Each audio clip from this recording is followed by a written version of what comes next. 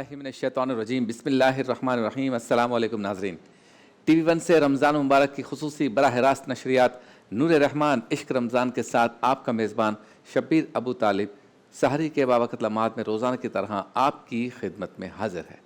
आज पाकिस्तान में 11वें रोज़े की तरफ हम बढ़ेंगे, जबकि दुनिया के मुख्तलिफ़ ममालिक में हमारे मुसलमान भाई अपने 12वें रोज़े को इख्तियार करेंगे।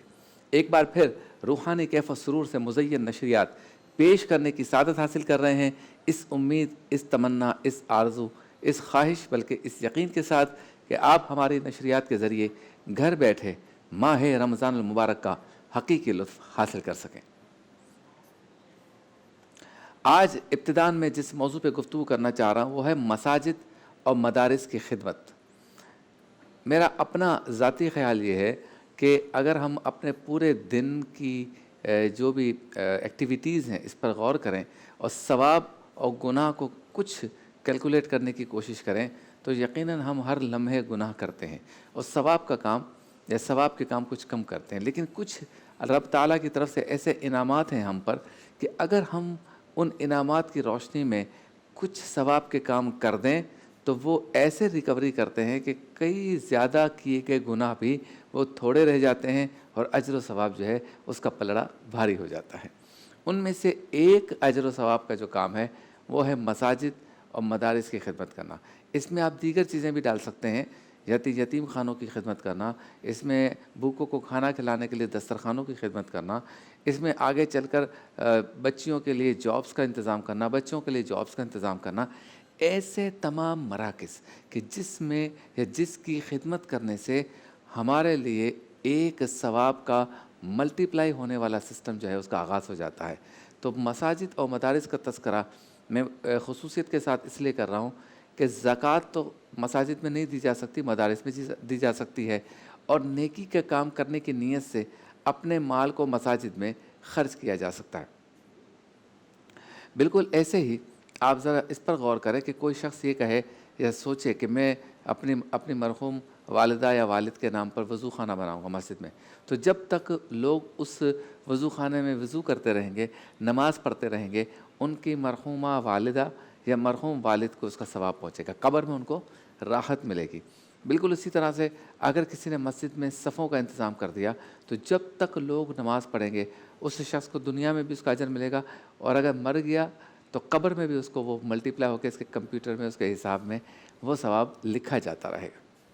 बिल्कुल इसी तरह से मस्जिद में इलेक्ट्रिसिटी का इंतज़ाम करना, मस्जिद में इलेक्ट्रिसिटी का बिल पे कर देना या दीगर पानी का इंतज़ाम कर देना, ये सारे वो काम हैं कि जिसमें एक मरतबा अगर आपने काम कर दिया तो फिर वो ऑटो पे चला जाता है, यानी वो खुद ब खुद आपके सवाब के रजिस्टर को भरता रहता है।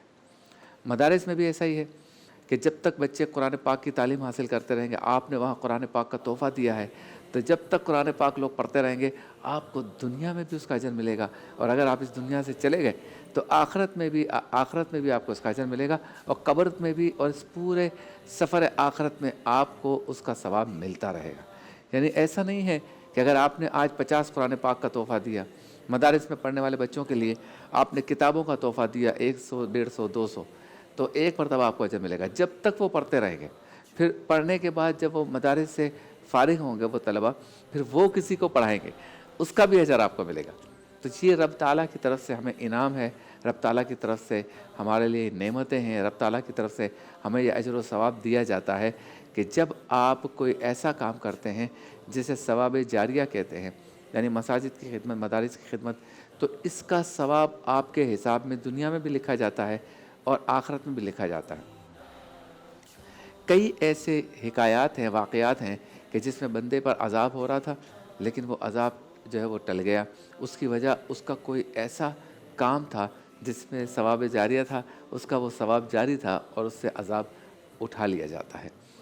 मसाजिद और मदारिस का एक और फ़ायदा ये है कि जब आप किसी मोहल्ले में मस्जिद बनाने में एक किरदार अदा करते हैं माली तौर पर, तो फिर ओवरऑल उस इलाके की पूरी सूरत हाल तब्दील हो जाती है।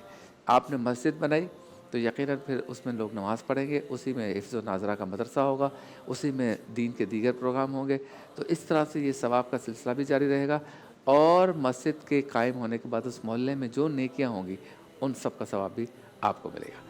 چلتے ہیں اپنے پروگرام کی ترتیب کی جانب۔ کلام عشق میں ہمارا آج موضوع ہے مذاق نہ اڑاؤ۔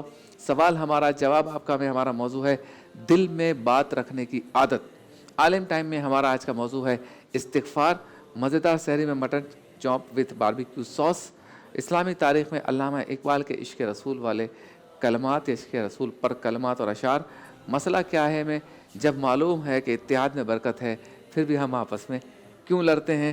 ورفانہ لقد ذکرک میں ہوں گی نعتیں، روحانی گلدستہ انشاءاللہ تعالیٰ آپ کے سامنے پیش کریں گے، اور آج بہار شریعت میں حق مہر پر گفتگو ہوگی، اور یہ سب کچھ ایک مختصر سے وقفے کے بعد۔ ویلکم بیک، ایک بار پھر آپ کی خدمت میں حاضر ہیں، اور چلتے ہیں اس سیگمنٹ کی جانب جس سے ہوتا ہے ہماری نشریات کا آغاز، یعنی قرآن پاک کی ایک چند آیتوں کا ترجمہ اور مختصر تفسیر بیان کریں گے مفتی اسحاق مدنی صاحب ایک خاص موضوع کے ساتھ۔ سیگمنٹ کا نام ہے کلام عشق۔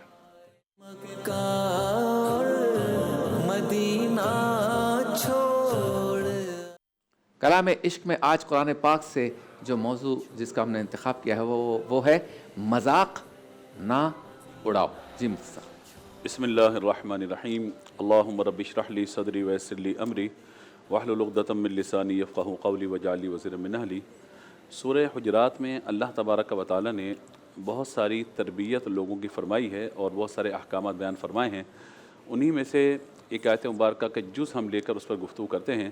فرمایا اے ایمان والو، لا یسخر قوم من قوم عسیٰ ان یکونوا خیرا منہم، کہ ایک آدمی دوسرے کا مذاق یا ایک قوم دوسرے کا مذاق نہ اڑائے۔ ہو سکتا ہے کہ جس کا مذاق اڑا رہے ہو وہ تم سے بہتر ہو۔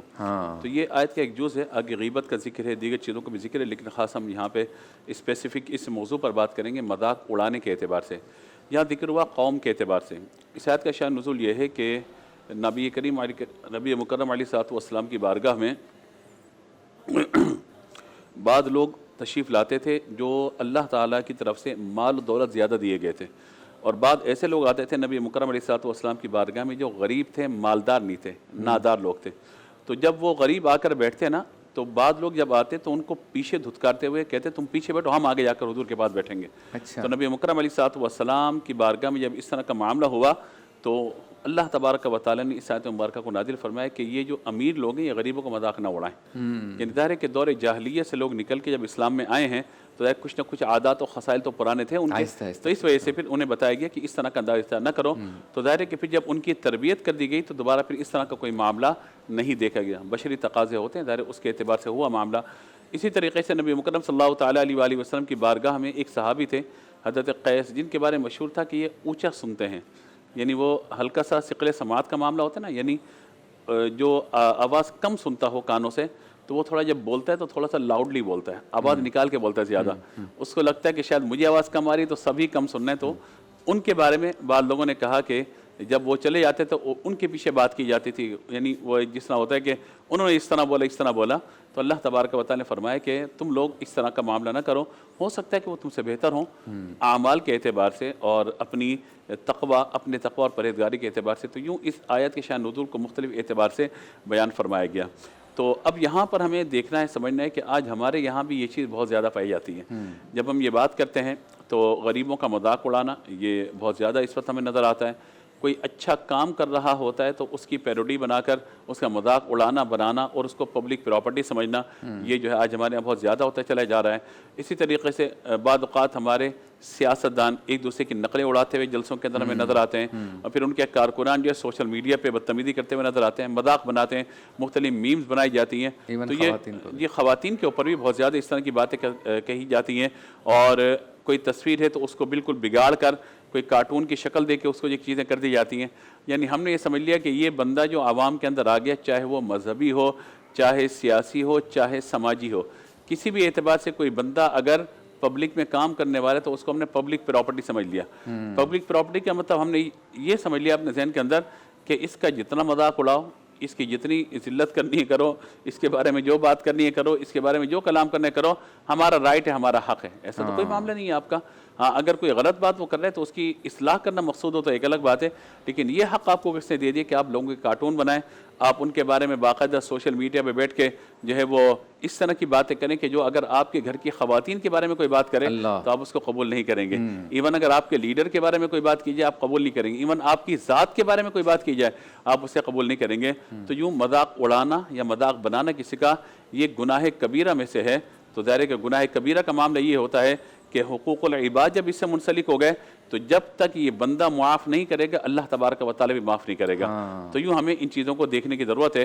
اور ہمارے یہاں ایک لفظ آج کل بہت زیادہ آ گیا مرشد، حالانکہ مرشد کا لفظ یہ عزت کے لیے احترام کے لیے، مرشد کہتے ہیں راستہ دکھانے والا، یعنی جو ہمارے شیوخ ہوتے ہیں، ہمارے مشائخ ہوتے ہیں کہ جو لوگوں کی تربیت کرتے ہیں، ان کی اصلاح کرتے ہیں، تو ان کے لیے لفظ مرشد کہا جاتا ہے کہ بندہ ان کے ہاتھ پہ بیعت کرتا ہے، وہ اس کو ذکر کا طریقہ بتاتے ہیں، فکر دکھاتے ہیں، احتساب کا طریقہ بتاتے ہیں، اور پھر بندے کو جب خود احتسابی کا عمل اس کا شروع ہوتا ہے اپنے اعمال کی درستگی کی طرف وہ جا رہا ہوتا ہے۔ تو یہ مرشد کا ایک معاملہ ہے۔ آج ہم نے مرشد کر کے پتہ نہیں اشعار اس میں بنا دیے، مرشد کو جو ہے وہ ایک تانا بنا کے رکھ دیا۔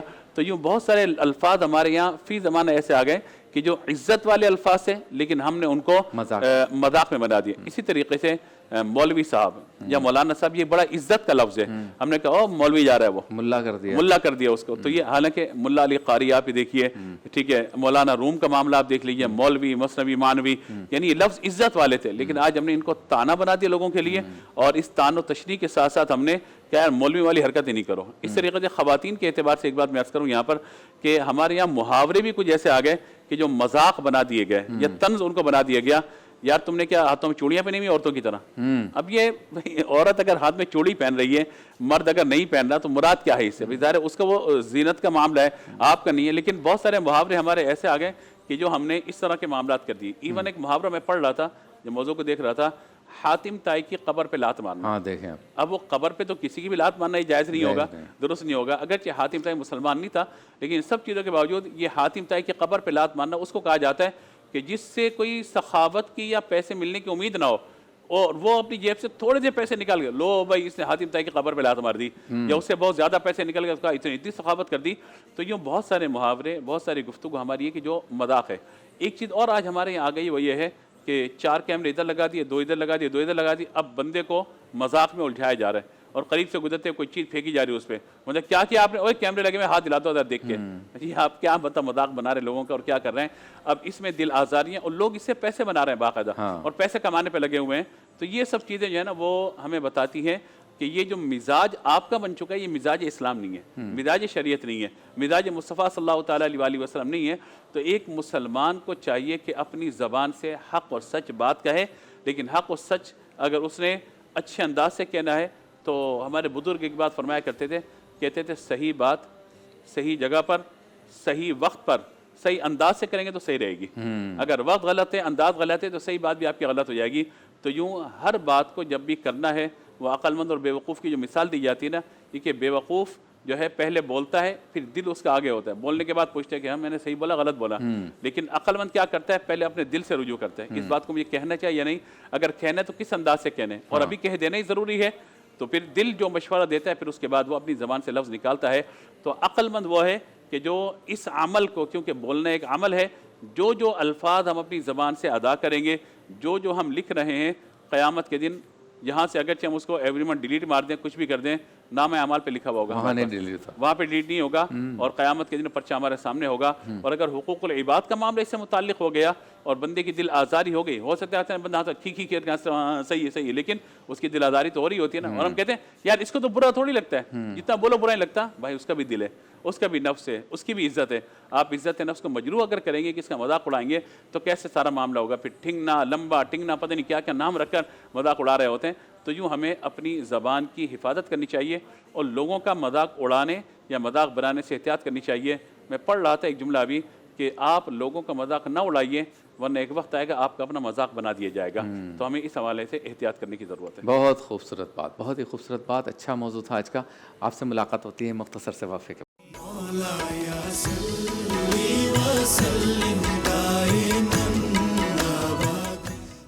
خوش آمدید، ایک بار پھر آپ کی خدمت میں حاضر ہیں ٹی وی 1 سے براہ راست نور رحمان عشق رمضان نشریات کے ساتھ جو آپ دیکھ رہے ہیں سحری کے بابرکت لمحات میں. اب چلتے ہیں اس سیگمنٹ کی جانب جس میں ایک سوال، ایک خیال، ایک جملہ آپ کے سامنے پیش کرتا ہوں. چاہتا ہوں کہ اس پر تفکر کریں اور آپ خود بھی اس کا جواب تلاش کریں، اپنا خیال اس میں پیش کریں اپنے آپ کو، تاکہ آپ اس مسئلے پر کسی نہ کسی نتیجے پر پہنچ سکیں. سیگمنٹ کا نام ہے سوال ہمارا، جواب آپ کا.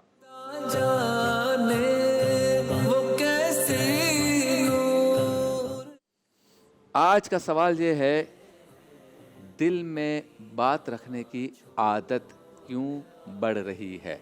تو دل میں بات رکھنے کی عادت سے مراد یہ ہے کہ کوئی شخص کسی سے گفتگو کر رہا ہے، کسی سے کوئی معاملہ کر رہا ہے، بزنس کر رہا ہے، شادی بیاہ کا معاملہ ہے تو دو خاندان آپس میں جڑ رہے ہیں. ایسے تمام معاملات اور معمولات کے دوران اگر کسی ایک فریق نے کوئی غلط بات کہہ دی یا ایسی بات کہہ دی جو دوسرے فریق کو اچھی نہ لگے، تو وہیں پر اس کا اظہار نہیں کرتے بلکہ دل میں رکھتے ہیں. یہ بات اکثر دوستوں میں بھی ہوتی ہے. 2 4 5 6 دوست ہیں جو روزانہ ملتے ہیں اور آپس میں کھیلتے بھی ہیں اور انجوائے بھی کرتے ہیں، گھومنے پھرنے بھی جاتے ہیں. لیکن آپس میں گفتگو کے دوران اگر کسی دوست کی بات کسی کو بری لگ جاتی ہے تو وہ اس وقت اس کا اظہار نہیں کرتا، اسے دل میں رکھتا ہے اور پھر کہتا ہے، اپنے آپ کو کہتا ہے کہ جب وقت آئے گا تو میں اسے نہیں چھوڑوں گا. اسے کہتے ہیں دل میں بات رکھنا. یہ اکثر قریب کے رشتہ داروں میں بھی ہوتا ہے، بھائی بھائی میں بھی ہو جاتا ہے، بہن بہن میں بھی ہو جاتا ہے، بھائی بہنوں میں بھی ہو جاتا ہے. اسی طرح سے ساس و بہو میں ہو جاتا ہے، بیٹی و ماں میں بھی کبھی کبھی ہو جاتا ہے. ہونا یہ چاہیے کہ اگر ہم کسی اچھی جگہ پر اچھے ماحول میں بیٹھ کر کوئی گفتگو کر رہے ہیں، کوئی معاملہ کر رہے ہیں، تو ساری باتیں اس میں کلیئر ہونی چاہیے. اگر آپ پارٹنرشپ کر رہے ہیں، ساری باتیں کلیئر ہونی چاہیے. اگر آپ کسی مسئلے پر مشورہ کر رہے ہیں تو ساری باتیں کلیئر ہونی چاہیے. اگر آپ رشتوں سے متعلق دو خاندانوں کو جوڑ رہے ہیں تو وہاں پر بھی ساری باتیں کلیئر ہونی چاہیے.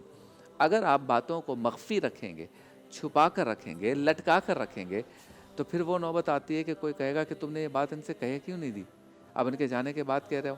تو وہ کہے گا کہ میں وقت آنے پہ سب بتاؤں گا، ابھی میرے دماغ اور دل میں یہ بات ہے. اس کا نقصان یہ ہوتا ہے کہ وقت کے ساتھ ساتھ وہ جو تباہی بربادی کی سوچ ہے اس میں اضافہ ہو جاتا ہے اور بعد میں بڑے نقصان کا پیش خیمہ ثابت ہوتی ہے.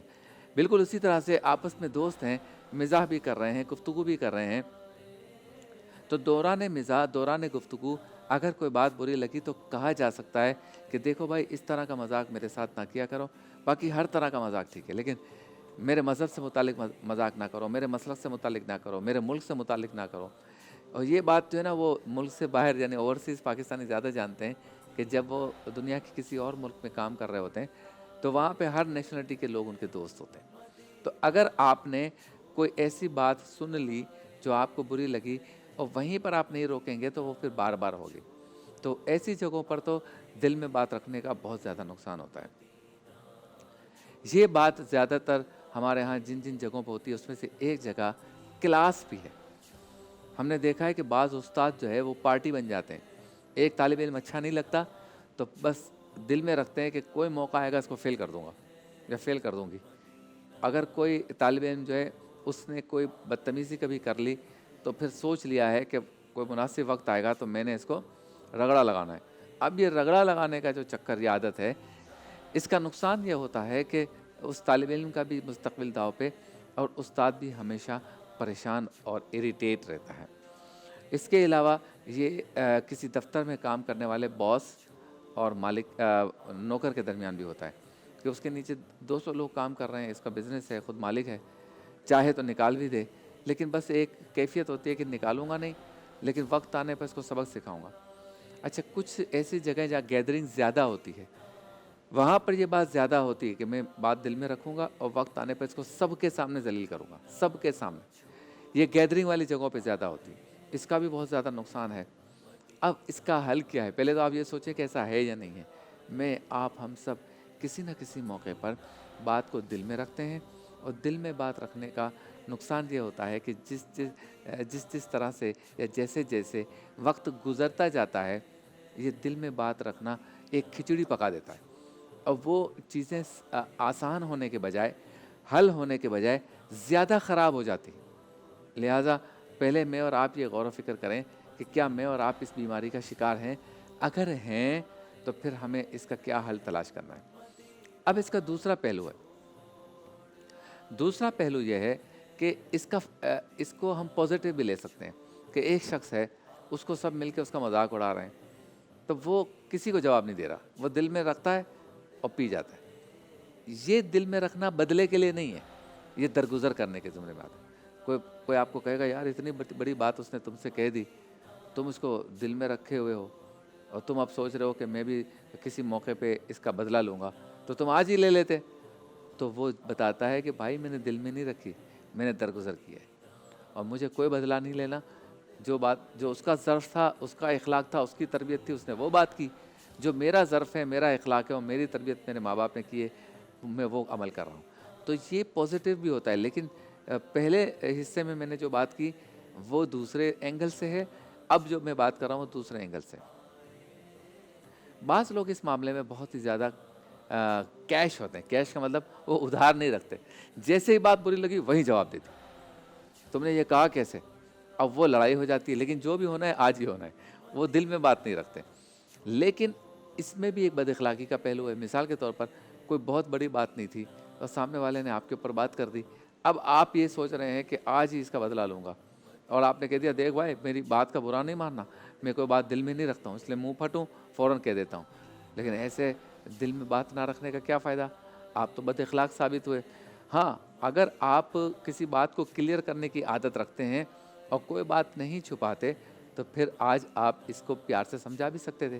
آپ کہتے دیکھیں یہ اچھی بات تو نہیں ہے، تم نے میرے لیے یہ بات کی، میں بھی سامنے سے کروں تو کتنی بری بات ہے، تو میرے بھائی پلیز آئندہ جو ہے نا اس طرح کی بات نہ کرنا، پھر کوئی بات میری زبان سے نکل جائے گی تمہیں برا لگ جائے گا۔ تو اس طرح کی بات کرنا یہ پازیٹیو ہے۔ تو آج سوال ہمارا جواب آپ کا میں اس موضوع کا انتخاب اس لیے کیا کہ چھوٹی چھوٹی سی عادات ہوتی ہیں جو دل میں کجی پیدا کرتی ہیں، نفرت پیدا کر دیتی ہیں، بیج بو دیتی ہیں، اور آگے چل کر آپس میں بھائیوں میں، دوستوں میں، بہنوں میں، سہیلیوں میں نفرت پیدا ہو جاتی ہے، لڑائی ہو جاتی ہے اور لڑائی بڑھ بھی جاتی ہے۔ پھر اگر کہیں 10 لوگ ہیں تو پھر 2 گروپس بن جاتے ہیں، پھر آپس میں اتحاد جو ہے، یگانگت جو ہے، بھائی چارگی وہ ختم ہو جاتی ہے۔ لہٰذا بات کو اگر پینے کی صلاحیت ہے اور آپ کو رب تعالیٰ نے یہ ظرف دیا ہے تو پی جائیں۔ اگر بات آپ سامنے کر سکتے ہیں تو خوش اخلاقی سے اپنی ناراضگی کا اظہار کر لیں۔ جو تیسری صورت ہے وہ بہت خطرناک ہے کہ دل میں بات رکھی ہے اور سوچا یہ ہے کہ جب بھی مناسب موقع آئے گا میں اس کو نہیں چھوڑوں گا۔ اللہ تعالیٰ ہم سب کو عمل کی توفیق عطا فرمائے۔ چلتے ہیں بریک کی جانب، واپس لوٹیں گے، علماء کرام کے ساتھ بیٹھیں گے۔ عالم ٹائم میں آج بہت ہی اہم موضوع ہے، وہ ہے استغفار۔ اس موضوع کو آپ سنیں گے تو آپ کو پتہ چلے گا کہ اللہ تعالیٰ نے ہمیں کیسا تحفہ عطا فرمایا ہے۔ جتنا بھی گناہ کر لیں، جب استغفار کی کثرت کریں گے تو دل شیشے کی طرح صاف ہو جائے گا۔ آپ سے ملاقات ہوتی ہے مختصر سے وقفے کے بعد۔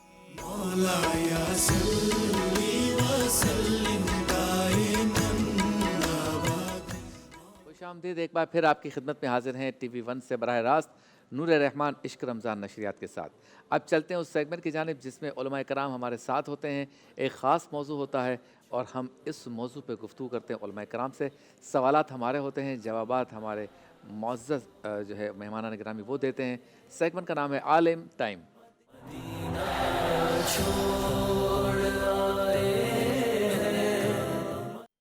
آج کا ہمارا موضوع ہے استغفار، اور بہت ہی اہم موضوع ہے، بہت ہی پیارا موضوع ہے۔ ایک لائن میں اگر اس کی تعریف کرنی ہو تو یہ کر سکتے ہیں کہ اللہ تعالیٰ کتنا رحمان و رحیم ہے کہ اس نے ہمیں استغفار جیسی نعمت عطا کی کہ ہم اگر گناہ کر بھی رہے ہیں تو اگر چاہتے ہیں کہ وہ دھل جائیں اور قلب اور ذہن شیشے کی طرح صاف ہو جائے، پاک ہو جائے، تو استغفار کی کثرت کریں، رب تعالیٰ معاف کر دے گا۔ تو آج ہم استغفار کی جتنی صورتیں ہیں اور کیا اس کے لیے کرنا چاہیے اس پر گفتگو کریں گے۔ موجود ہیں ہمارے ساتھ آپ کے، ہمارے ہم سب کے محترم حضرت علامہ مفتی غلام دستگیر صاحب۔ السلام علیکم۔ بہت شکریہ آپ تشریف لائے۔ بائیں ہاتھ پر موجود ہیں، خوبصورت انداز میں گفتگو کرتے ہیں مفتی اسحاق مدنی صاحب، آپ کو بھی السلام علیکم۔ اور ان کے ساتھ موجود ہیں ہمارے بہت ہی محترم مفتی ذوالفقار شاہ گیلانی صاحب، آپ کو بھی السلام علیکم۔ وعلیکم آپ تینوں السلام معزز مہمان گرامی کا شکریہ۔ گیلانی صاحب آپ سے آغاز کرتے ہیں، یہ مغفرت کے عشرے کا آغاز ہو گیا ہے، تو ہمارے ناظرین کو یہ بتائیے کہ استغفار کا دراصل معنی و مفہوم کیا ہے؟ بسم اللہ الرحمن الرحیم، اللہ رب محمد صلی اللہ علیہ وسلم، نحن عباد محمد صلی اللہ علیہ وسلم۔ سب سے پہلے تو میں شبیر بھائی آپ کو اور آپ کے پورے عملے کو اس بات پر مبارکباد پیش کروں گا کہ 10 دن کامیاب ترین آپ نے رمضان کی سحری کی جو ٹرانسمیشن کے فرائض انجام کی. اللہ تعالیٰ آپ کو اس کی جزائے خیر عطا فرمائے, اور وہ تمام احباب جو آپ کے ساتھ اس میں شریک ہیں, معاونین ہیں, عملہ ہے, اسٹاف ہے, جو اپنی راتوں کی نیندیں آپ کے ساتھ ہمارے ساتھ جو ہے وہ چھوڑ کر جو ہے اس رمضان المبارک کی ان ساعتوں کو گزارنے کے لیے, لوگوں تک ایک دین کا اچھا پیغام پہنچانے کے لیے راتوں کی نیندیں قربان کرتے رہے, ان کو بھی میں دعا گوں اللہ تعالیٰ ان کو جزائے خیر عطا فرمائے. آمین آمین. اب وہ چاہے جو جس بھی طریقے سے اس میں معاون ہے, اللہ تعالیٰ ان سب کے گھروں کو خوشحالیاں, خوش بختیاں, خوش نصیبیاں, خوش مرادیاں عطا فرمائے. استغفار کا بنیادی طور پر جو مفہوم ہے, اگر میں اس کو تمام کتب اور تمام شروحات حدیث اور تقریباً مفسرین کے اقوال میں اسے ایک لفظ, ایک جملے میں بند کروں تو وہ یہ ہے کہ استغفار حضرت آدم علیہ نبینا و علیہ الصلاۃ والسلام کو دے کر بھیجا جانے والا ایک تریاق ہے, کہ اللہ جل مجدہ الکریم اس بات کو جانتا تھا اور جانتا ہے, وہ علیم بذات الصدور ہے, وہ عالم الغیب والشہادہ ہے, کہ میں اس انسان کو تخلیق فرما رہا ہوں, اور اس انسان کے جو مرکب کے اندر میں گناہ کے کرنے کا ایک مادہ بھی اللہ تعالیٰ نے رکھا ہے جسے نفس کہا جاتا ہے. اس تریاق کے ذریعے سے نفس کے اندر جو جولانیاں پیدا ہوتی ہیں اور اس کے نتیجے میں آدمی جو گناہ کر بیٹھتا ہے, تو اس کی مثال ایسے ہے کہ جیسے اللہ نہ کرے کسی کو کوئی زہریلی چیز کاٹ لے, تو طبیب کیا کرتا ہے, پہلے وہ اس کو اس زہر کو نکالتا ہے اور اس کے بعد پھر کچھ دوا اس کو دیتا ہے کہ یہ کھانی بھی ہے اور اس جگہ پر لگانی بھی ہے. تو وہ جو زہر کے کاٹے کی جگہ کو جو نکالا جاتا ہے, اس سے زہر کو نکالا جاتا ہے, اس ڈنگ کو نکالا جاتا ہے, اس ڈنگ کے نکالنے کو علماء نے, مفسرین نے, محدثین نے جو ہے وہ توبہ سے تعبیر کیا ہے, اور پھر اس کے اوپر جو دوا لگانا اور کھانے کا جو کام ہے اس کو استغفار سے تعبیر کیا ہے. صحیح, کہ اگر توبہ بھی نہیں کرے گا تو پھر بھی وہ اس زہر سے نجات نہیں پائے گا, اور اگر یہ تریاق کے طور پہ استغفار کو استعمال نہیں کرے گا, اسے پڑھے گا نہیں, تو پھر بھی وہ زہر سے نجات نہیں پائے گا, کہیں نہ کہیں اس کا کوئی نہ کوئی اثر ضرور رہے گا.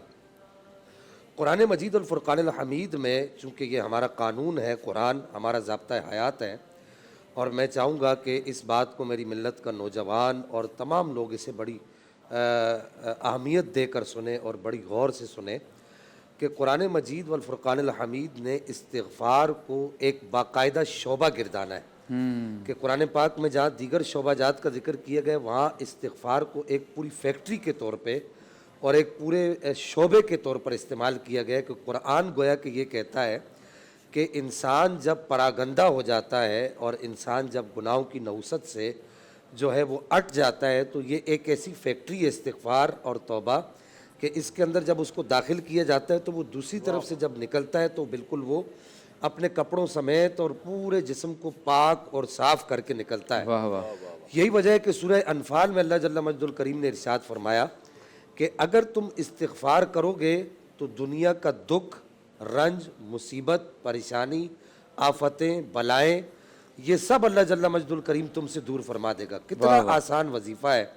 دیکھیے شبیر بھائی, آج میری ملت کا نوجوان یہ کہتا ہے کہ میں فلاں بزرگ سے وظیفہ لینے جا رہا ہوں, میں فلاں بزرگ سے وظیفہ قبلہ استاد محترم ہے, ان سے وظیفہ لینے جا رہا ہوں, آپ سے میں لیتا بھی رہتا ہوں اکثر.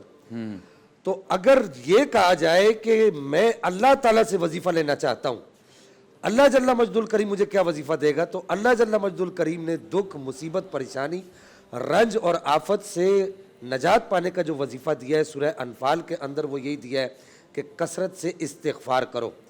اور دوسری جگہ پر یہ بھی کہا گیا کہ اے مومنو, یہ استغفار ایسا وظیفہ ہے, ایسا وظیفہ ہے, وما کان اللہ معذبہم وہم یستغفرون, کہ اے محبوب صلی اللہ تعالی علیہ وبارک وسلم, جب تک میرا بندہ استغفار کرتا رہتا ہے میں اس پر عذاب کرنے کا ارادہ بھی نہیں رکھتا. اللہ تعالیٰ ارادہ سے پاک ہے, لیکن یہاں پر جیسا اس کی شان کے لائق ہے. پھر سورہ نوح میں اللہ تعالیٰ نے ارشاد فرمایا کہ یہ تو ہو گیا کہ دکھ, مصیبت, پریشانی, رنج دور ہوگا. اب یہ دور ہوگا تو پھر آسائشیں کیسے ملیں گی, لگژری لائف کیسے ملے گی, خوشیاں کیسے ملے گی, خوشحالیاں کیسے ملیں گی, خوش بختیاں خوش مرادیاں کیسے ملیں گی.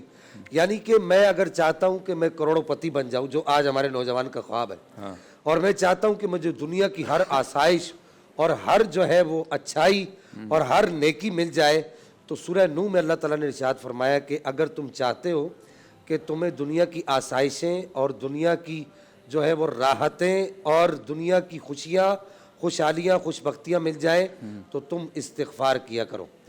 دونوں وظیفے اللہ جل مجد الکریم نے قرآن مجید الفرقان الحمید میں ارشاد فرما دیے. یہاں پر میں علماء کا ایک قول جو ہے بڑا ہی اچھا مجھے لگا. صوفیہ نے فرمایا کہ اگر کوئی کہتا ہے کہ مجھے وظیفہ چاہیے اور ایسا وظیفہ چاہیے کہ کائنات کا ہر کام ہونے والا مجھ سے ہو جائے اور کائنات کا ہر کام نہ ہونے والا مجھ سے چھوٹ جائے, یعنی دنیا کی ہر مصیبت مجھ سے دور چلی جائے اور دنیا کی ہر آسائش میرے پاس آ جائے, اور وہ وظیفہ لینے کہاں جائے. بزرگان دین فرماتے ہیں مفتی صاحب کہ وہ وظیفہ لینے حضرت سیدنا بابا فرید الدین گنج شکر کے پاس چلا جائے. اچھا. اور اس سے آگے بڑھ کے کہا کہ ان کے مرشد گرامی حضرت سیدنا خواجہ نظام الدین اولیاء کے پاس چلا جائے, ان کے مرشد گرامی خواجہ قطب الدین بختیار کاکی کے پاس چلا جائے, اور ان کے مرشد گرامی جو ہے خواجہ غریب نواز کے پاس چلا جائے, اور ان کے بھی جو شیخ ہیں حضور سیدنا شیخ عبد القادر جیلانی محبوب سبحانی کے پاس چلا جائے. یہ لفظ لکھے صوفیہ کرام نے اور کہا کہ اگر اس سے بھی بڑھ کے وہ چاہتا ہے کہ میں کسی سے وظیفہ لینے جاؤں تو شیخ عبد القادر جیلانی محبوب سبحانی پیران پیر دستگیر کے پاس چلا جائے, اور کہا کہ اگر اسے وہاں بھی تشفی نہیں ہوتی تو وہ پیروں کے پیر امام الاولیاء شہنشاہ ولایت مولا کائنات جناب حیدر کرار کے پاس جائے اور کہے کہ مجھے وظیفہ چاہیے. اور اس سے بڑھ کے صوفیہ نے لکھا کہ اگر اس کی کسی فرشتے سے ملاقات ہو جائے, فرشتوں سے اگر وہ ملاقات کرنے والا بن جائے, اگرچہ ممکن نہیں ہے لیکن کہا کہ اگر وہ تسلی کرنا چاہتا ہے تو ان سب سے, اور اس کے بعد اگر وہ فرشتوں سے بھی وظیفہ لینا چاہے گا تو وہ اسے یہی کہیں گے کہ پڑھا کرو استغفر اللہ ربی من کل ذنب واتوب الیہ, استغفر اللہ الذی لا الہ الا هو الحی القیوم واتوب الیہ. یہ جو استغفار کے الفاظ نبی پاک علیہ الصلوۃ والسلام سے منقول ہے, فرمایا کہ ان الفاظ کو پڑھا کرو. اور پھر اس کے بعد یہاں پر میں آپ کو استغفار کے فضائل میں سے صرف ایک بات کرنا چاہوں گا, پھر علماء اپنی گفتگو کریں گے. امام احمد بن حنبل ارشاد فرماتے ہیں کہ مجھے اللہ نے اتنا بڑا مقام دیا, اتنا بڑا مرتبہ دیا کہ آپ جانتے ہیں, آپ بھی چونکہ درسیات پڑھے ہوئے ہیں, کہ آپ فرماتے ہیں کہ آپ کو اتنا بڑا مقام ملا کہ آپ عقیدے کے امام نہیں ہیں, لیکن اس کے باوجود عقیدے کا ایک اسکول آف تھاٹ امام احمد بن حنبل سے بھی منسوب کیا جاتا ہے مسئلہ خلق قرآن میں. آپ سے پوچھا گیا کہ آپ کو اتنا بڑا استقامت کا جبل کیسے بن گیا, آپ اتنا بڑا مقام جو ہے استقامت کا آپ کو کیسے ملا, تو آپ نے فرمایا کہ مجھے جب بھی جو ہے وہ ضرب پڑتی تھی تو میں ایک ہی جملہ کہا کرتا تھا استغفر اللہ ربی من کل ذنب واتوب الیہ. آپ فرماتے ہیں کہ میں ایک دفعہ اب کہیں سفر پر نکلا تو رستے میں ایک مسجد میں, پہلے چونکہ مسجد چیریٹی ہوتی تھی, کمیونٹی سینٹر ہوتا تھا مسجد, تو میں مسجد میں ٹھہرنے کے لیے میں نے جو ہے رات گزارنے کے لیے, سردیوں کی رات تھی, شدید سردی تھی, میں نے ارادہ کیا تو مجھے مسجد والوں نے مسجد میں ٹھہرنے نہیں دیا. میں پھر دوبارہ گیا, انہوں نے پھر واپس, 6 بار گیا, انہوں نے پھر مجھے واپس کر دیا, صرف یہ کہہ کر کہ ہم آپ کو جانتے نہیں ہیں. میں اسی پریشانی میں وہاں سے نکلا تو ایک اسی گاؤں کا, اسی دیہات کا ایک آدمی جو ہے وہ اپنے گھر کے باہر کھڑا تھا, اس نے کہا کہ مسافر ہو, آؤ میرے پاس رات گزار لو. صحیح. کہتے میں نے دیکھا کہ وہ بندہ جو ہے اٹھتے بیٹھتے چلتے پھرتے اس کی زبان ہل رہی ہے. اچھا. تو جب کھانا کھانے کے لیے بیٹھے تو میں نے اس سے پوچھا, کھانا کھاتا تھا, لقمہ اٹھاتے ہوئے بھی وہ اس کی زبان ہلتی تھی. میں نے اس سے پوچھا کہ تم کیا پڑھتے ہو, اس نے کہا کہ میں استغفار پڑھتا ہوں. کہا تم نے اس کی کوئی برکت دیکھی؟ کہا ہاں میں نے اس کی برکت یہ دیکھی ہے کہ دنیا کی ہر خوشی اللہ نے مجھے دی ہے اور دنیا کا ہر غم مجھ سے دور کیا. کہا اور کوئی برکت دیکھی ہے؟ کہا اللہ تعالیٰ نے مجھ سے میری ہر دعا کو قبول کیا, کوئی دعا میری رہی نہیں ہے. صرف ایک دعا اللہ جل مجد الکریم نے میری قبول نہیں کی. کہا وہ کیا؟ کہا کہ میں نے سنا ہے کہ ایک جبل استقامت ہے اور ایک مرد قلندر ہے اور ایک امام الائمہ فی الحدیث ہے جسے دنیا امام احمد بن حنبل کہتی ہے. میں دعا کر رہا ہوں, اللہ تعالیٰ نے آج تک ان کی زیارت نہیں کروائی, پتہ نہیں کب ان سے زیارت ہوگی. اس وقت امام احمد بن حنبل کی زبان پر ایک جملہ آیا, آپ نے فرمایا کہ اللہ نے قرآن میں سچ فرمایا ہے کہ اگر تم کچھ بھی چاہتے ہو, کچھ بھی لینا چاہتے ہو تو تمہیں استغفار سے ملے گا. تو امام احمد بن حنبل کی زیارت کرنے کے لیے خود جاتا, سفر کی صعوبتیں برداشت کرتا. تیری استغفار کی برکت سے اللہ نے امام احمد بن حنبل کو تیرے دروازے پر بھیج دیا. واہ واہ واہ، کیا بات ہے. اچھا مفتی غلام دستگیر صاحب، استغفار کے بارے میں قرآن پاک میں کیا آیا ہے؟ بسم اللہ الرحمن الرحیم، اہدنا الصراط المستقیم، صدق اللہ العظیم. ماشاءاللہ قبلہ شاہ صاحب نے بہت پیاری، بہت خوبصورت انداز میں استقبال بیان کیا استغفار کا. اور آج عشرہ مغفرت کی پہلی رات ہے، یوں 11ویں شب حضور غوث اعظم رضی اللہ تعالیٰ سے نسبت ہے. واہ، رمضان کی بابرکت ساعتیں ہیں. اللہ تبارک و تعالیٰ آج کی رات کے صدقے ہمیں ہمیشہ کے لیے استغفار سے وابستگی عطا فرمائے. آمین آمین. قرآن مجید فرقان حمید اللہ رب العالمین نے استغفار پہ جا بجا فرمایا کہ توبہ کرو، استغفار کرو، اللہ کی بارگاہ میں جھک جاؤ. ہیں قرآن مجید فرقان حمید میں دیکھیں استغفار کا ایک ذریعہ شکر بھی ہے کہ اللہ کا شکر بجا لانا. دیکھیں انسان مطلب عام طور پہ ہوتا ہے نا، بندہ اپنی اولاد کو بولتا ہے، کہتا ہے بھائی تم یہ کام کر لو، کیا ضرورت ہے میں تمہیں ڈانٹوں. بولتا ہے نا، بندہ بول دیتا ہے، اپنے شاگردوں کو بولتا ہے کیوں سختی کروں میں، کیا مجھے کیا ملے گا سختی کر کے. اب اللہ رب العالمین نے فرمایا ما یفعل اللہ بعذابکم، اللہ تمہیں عذاب دے کے کیا کرے گا. ان شکرتم وآمنتم، اگر تم شکر ادا کرو، اللہ کے ضرور جھک جاؤ، ایمان لے آؤ. وکان اللہ شاکرا علیما، اور اللہ بڑا قدردان ہے، سب کچھ جانتا ہے. امام حسن مجتبی رضی اللہ تعالیٰ عنہ کا دربار میں یہ چونکہ قرآن سے ریلیٹڈ آپ نے پوچھا ہے تو اس واقعے سے میں آغاز کرتا ہوں کہ امام حسن مجتبی رضی اللہ تعالیٰ عنہ کے دربار اقدس میں ایک سائل تھا. وہ بے اولاد تھا، غریب تھا، اور وہ نوکر ہوتا ہے جس نے نوکری کیا کرتا تھا، آپ کے خادموں میں شامل تھا.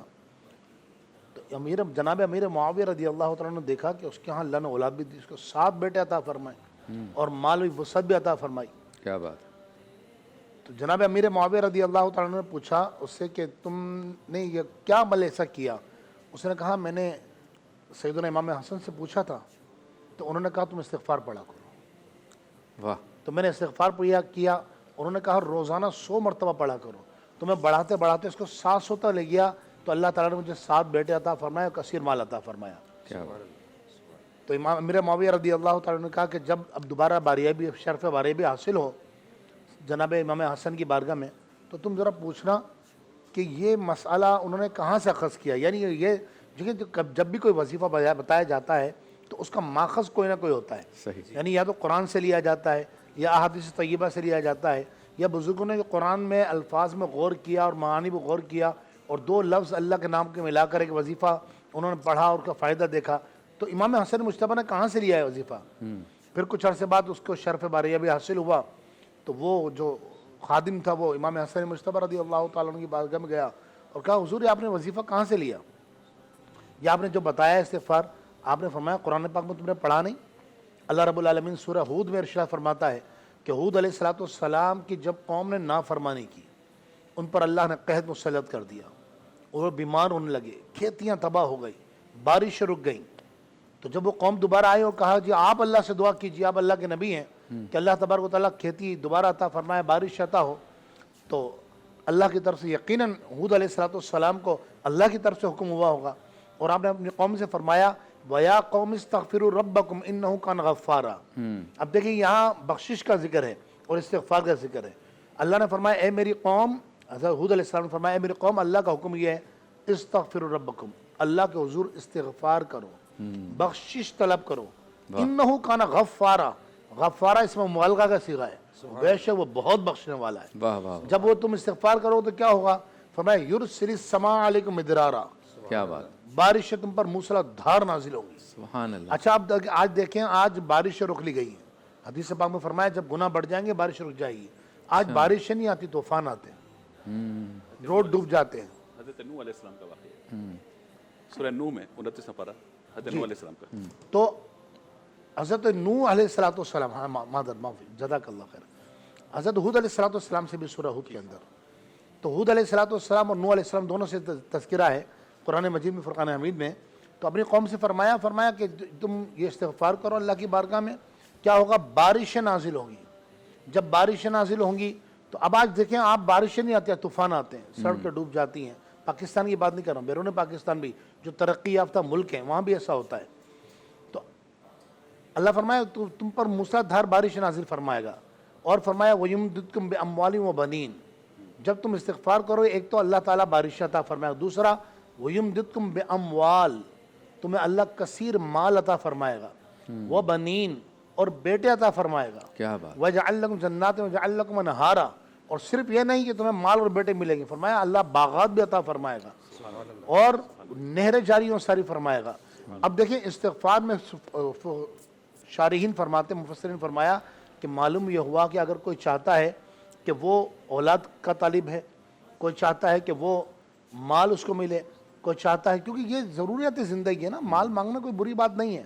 آج ہمارے ہاں ایک عجیب معاملہ ہے کہ اگر کوئی شخص مال کے لیے کوئی دعا کرے تو لوگ اس کی مذمت کرتے ہیں، بھئی مال مانگنا برا تھوڑی ہے، کس نے بول دیا آپ کو؟ سیدنا عبد الرحمن بن عوف رضی اللہ تعالیٰ متعلق لکھا ہے تاریخ الخلفاء میں، فرمایا کہ جب عبد الرحمن بن عوف رضی اللہ تعالیٰ عنہ کا انتقال ہوا تو آج دیکھیں سونا کیا بھاؤ چل رہا ہے، 2 لاکھ سے پلس ہے، بڑھ گیا، بلکہ آج شاید اور دام بڑھے ہیں اس کے، یعنی تولا، جب ہم سونار کی دکان پہ جاتے ہیں وہ چمٹی سے اٹھا کے سونا تولتا ہے۔ عبد الرحمن بن عوف رضی اللہ تعالیٰ عنہ کا جب وصال مبارک ہوا، آپ 10 مبشرہ میں ہیں، یعنی ان 10 صحابہ میں جن کو حضور نے سامنے بٹھا کر فرمایا کہ تم جنتی ہو۔ واہ واہ واہ، اب آپ اندازہ لگائیے کہ جب آپ کا وصال مبارک ہوا تو سونا فرمایا بیلچوں اور پھاوڑوں سے تولا جا رہا تھا، اس قدر سونا تھا۔ اللہ، اور شارحین نے فرمایا کہ وہ جو سونا تولنے والے تھے جب وہ اٹھاتے تھے سونا تو ان کے ہاتھ زخمی ہو گئے۔ دیکھیں مال فی نفسی برا نہیں ہے، حرام مال برا ہے۔ ہمارے بزرگ اور صوفیہ فرماتے ہیں کہ مال ایسا ہونا چاہیے جو تمہیں جنت کے اندر لے کے جائے، پھنسا نہ دے۔ تو استغفار کا ہرگز یہ معنی نہیں کہ صرف مالدار ہونے کے لیے پڑھا جائے، بلکہ اللہ کی بارگاہ میں دیکھیں، اور یہ بھی ضروری نہیں کہ کوئی گناہ کرے تو استغفار کرے۔ دیکھیں انبیاء کرام علیہ السلام، حضرت نوح علیہ السلام نے استغفار فرمایا، حضرت ہود علیہ السلام نے استغفار فرمایا، حضرت موسیٰ علیہ السلام، حالانکہ گناہ کا وہاں تصور ہی محال ہے، یعنی نبی گناہ کر ہی نہیں سکتا۔ میں کہتا ہوں رات میں سورج نکلنا ناممکن، میں کہتا ہوں ممکن ہے، ہو سکتا ہے رات میں سورج نکل آئے، لیکن نبی سے گناہ نامحال ہے، محال ہے کہ نبی گناہ کر دے۔ اسی طرح آقا دو جہاں علیہ السلام نے ارشاد فرمایا، اے لوگوں استغفار کرو کیونکہ میں تم میں سب سے زیادہ اللہ سے ڈرنے والا ہوں۔ میں روزانہ ایک روایت میں 70 مرتبہ، ایک روایت میں 100 مرتبہ، کہ میں 100 مرتبہ روزانہ استغفار کرتا ہوں۔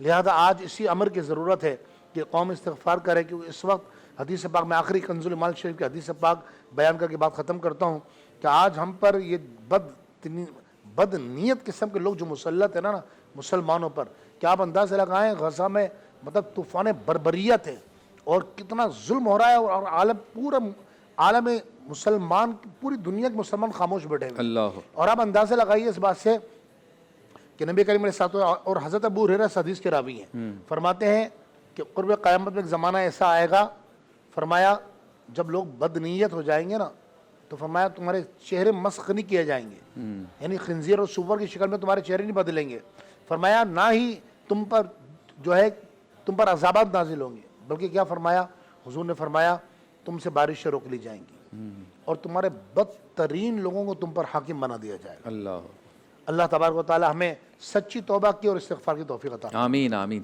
ملاقات ہوتی ہے مختصر سے وقفے کے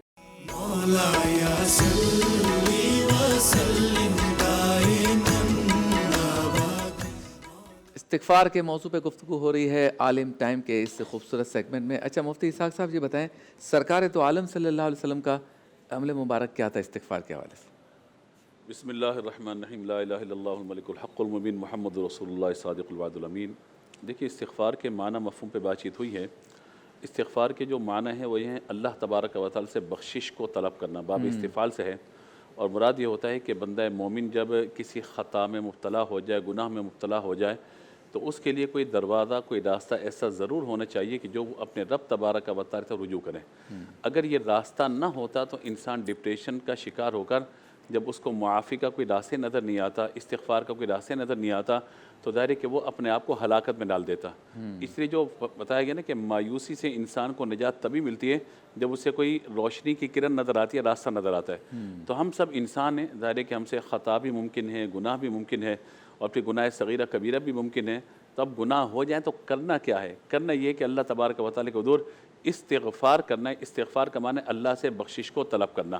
ایک تو یہ ہے کہ جس طرح بیان فرمایا گیا کہ استغفر اللہ، اس کا ورد کرنا، یا نبی مکرم علیہ السلام کی جو روایت بیان کی گئی کہ 100 مرتبہ کہ 70 مرتن کے 70 کے الفاظ بھی حدیث کے اندر آئے ہیں کہ نبی مکرم علیہ السلام استغفار فرماتے تھے. تو مراد یہ ہے کہ اللہ تبارک و تعالیٰ کے محبوب علیہ السلام کی جو استغفار ہے یا تو درجات کی بلندی کے لیے یا پھر یہ کہ تعلیم امت کے لیے، کہ تاکہ امتی اللہ کے حضور استغفار سے کبھی غافل نہ ہو.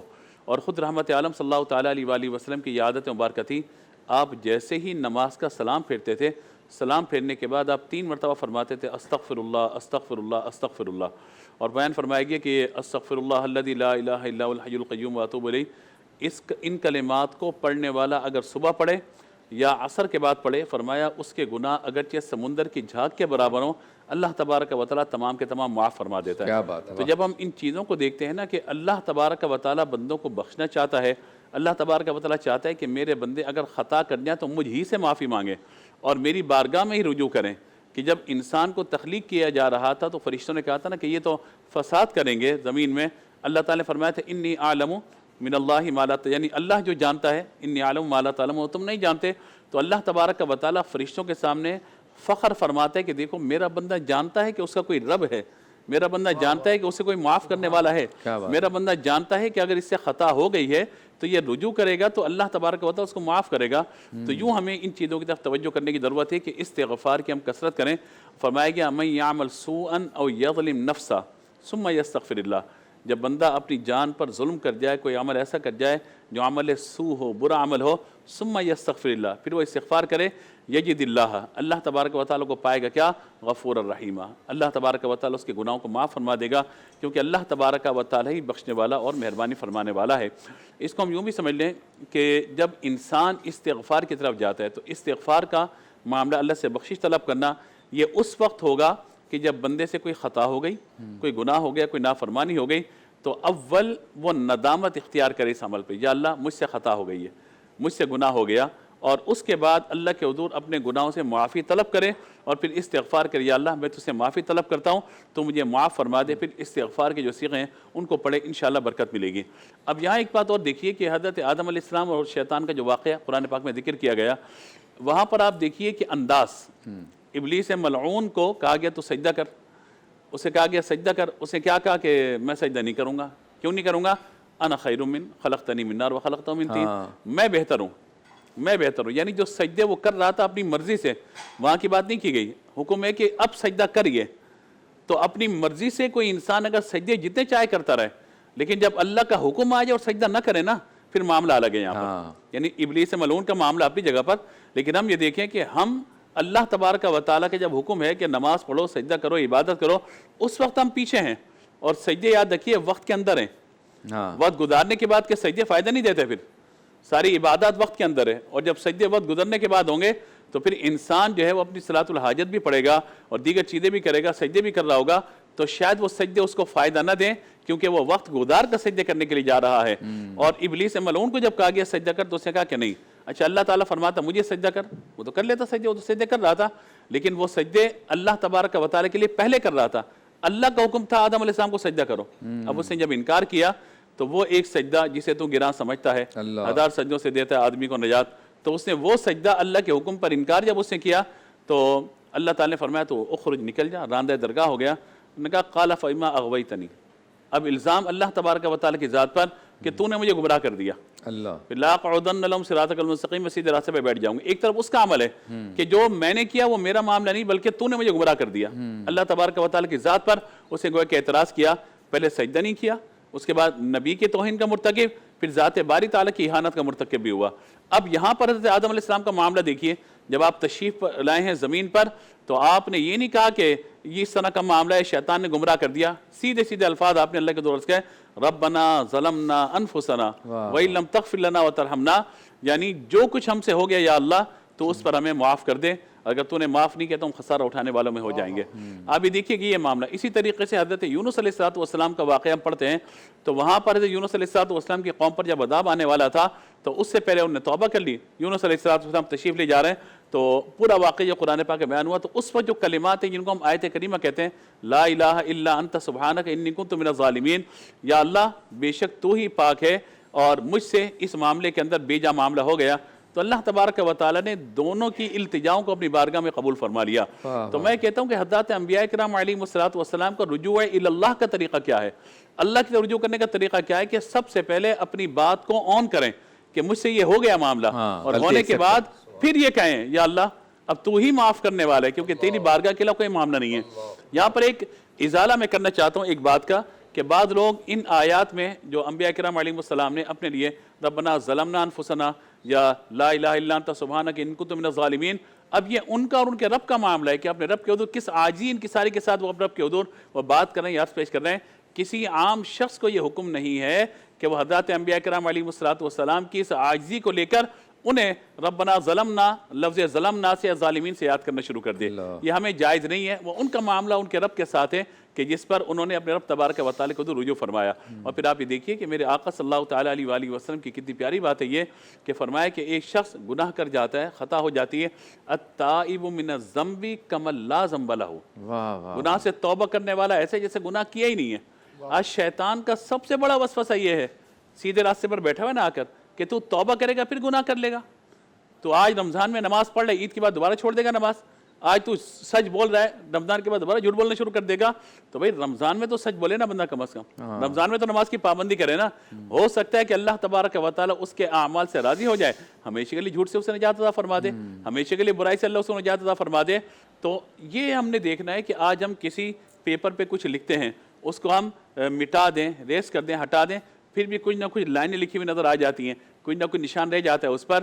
سبحان اللہ. گناہ سے توبہ کرنے والے کی مثال یہ دی گئی ہے کہ فرشتوں کو حکم دے دیا جاتا ہے سارے گناہ مٹا دیے جائیں, اس کے گناہ اس نے کیے ہی نہیں ہے گویا کہ.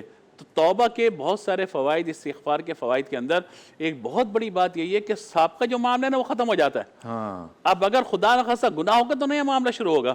تو انسان کو چاہیے کہ بار بار استغفار کرے, اور خاص طور پر ہر نماز کے بعد جو 3 مرتبہ استغفر اللہ کہنے کا عمل ہے, اور فجر و عصر کے بعد جو ہے وہ استغفر اللہ الذی لا الہ الا هو الحی القیوم واتوب الیہ, ان کلمات کو ادا کرنے کا معاملہ ہے. تو اگر بندہ اپنا معمول بنا لینا, استغفر اللہ چلتے پھرتے پڑھتا رہے, نماز کے بعد کرتا رہے, تو ان لفظوں کا اثر یقیناً دل پر ہوتا ہے. اور لفظوں کا اثر جب دل پر ہوگا کہ بندہ فوراً یہ کہے کہ یا اللہ مجھے بخش دے, مجھ سے خطا ہوگی مجھے معاف کر دے.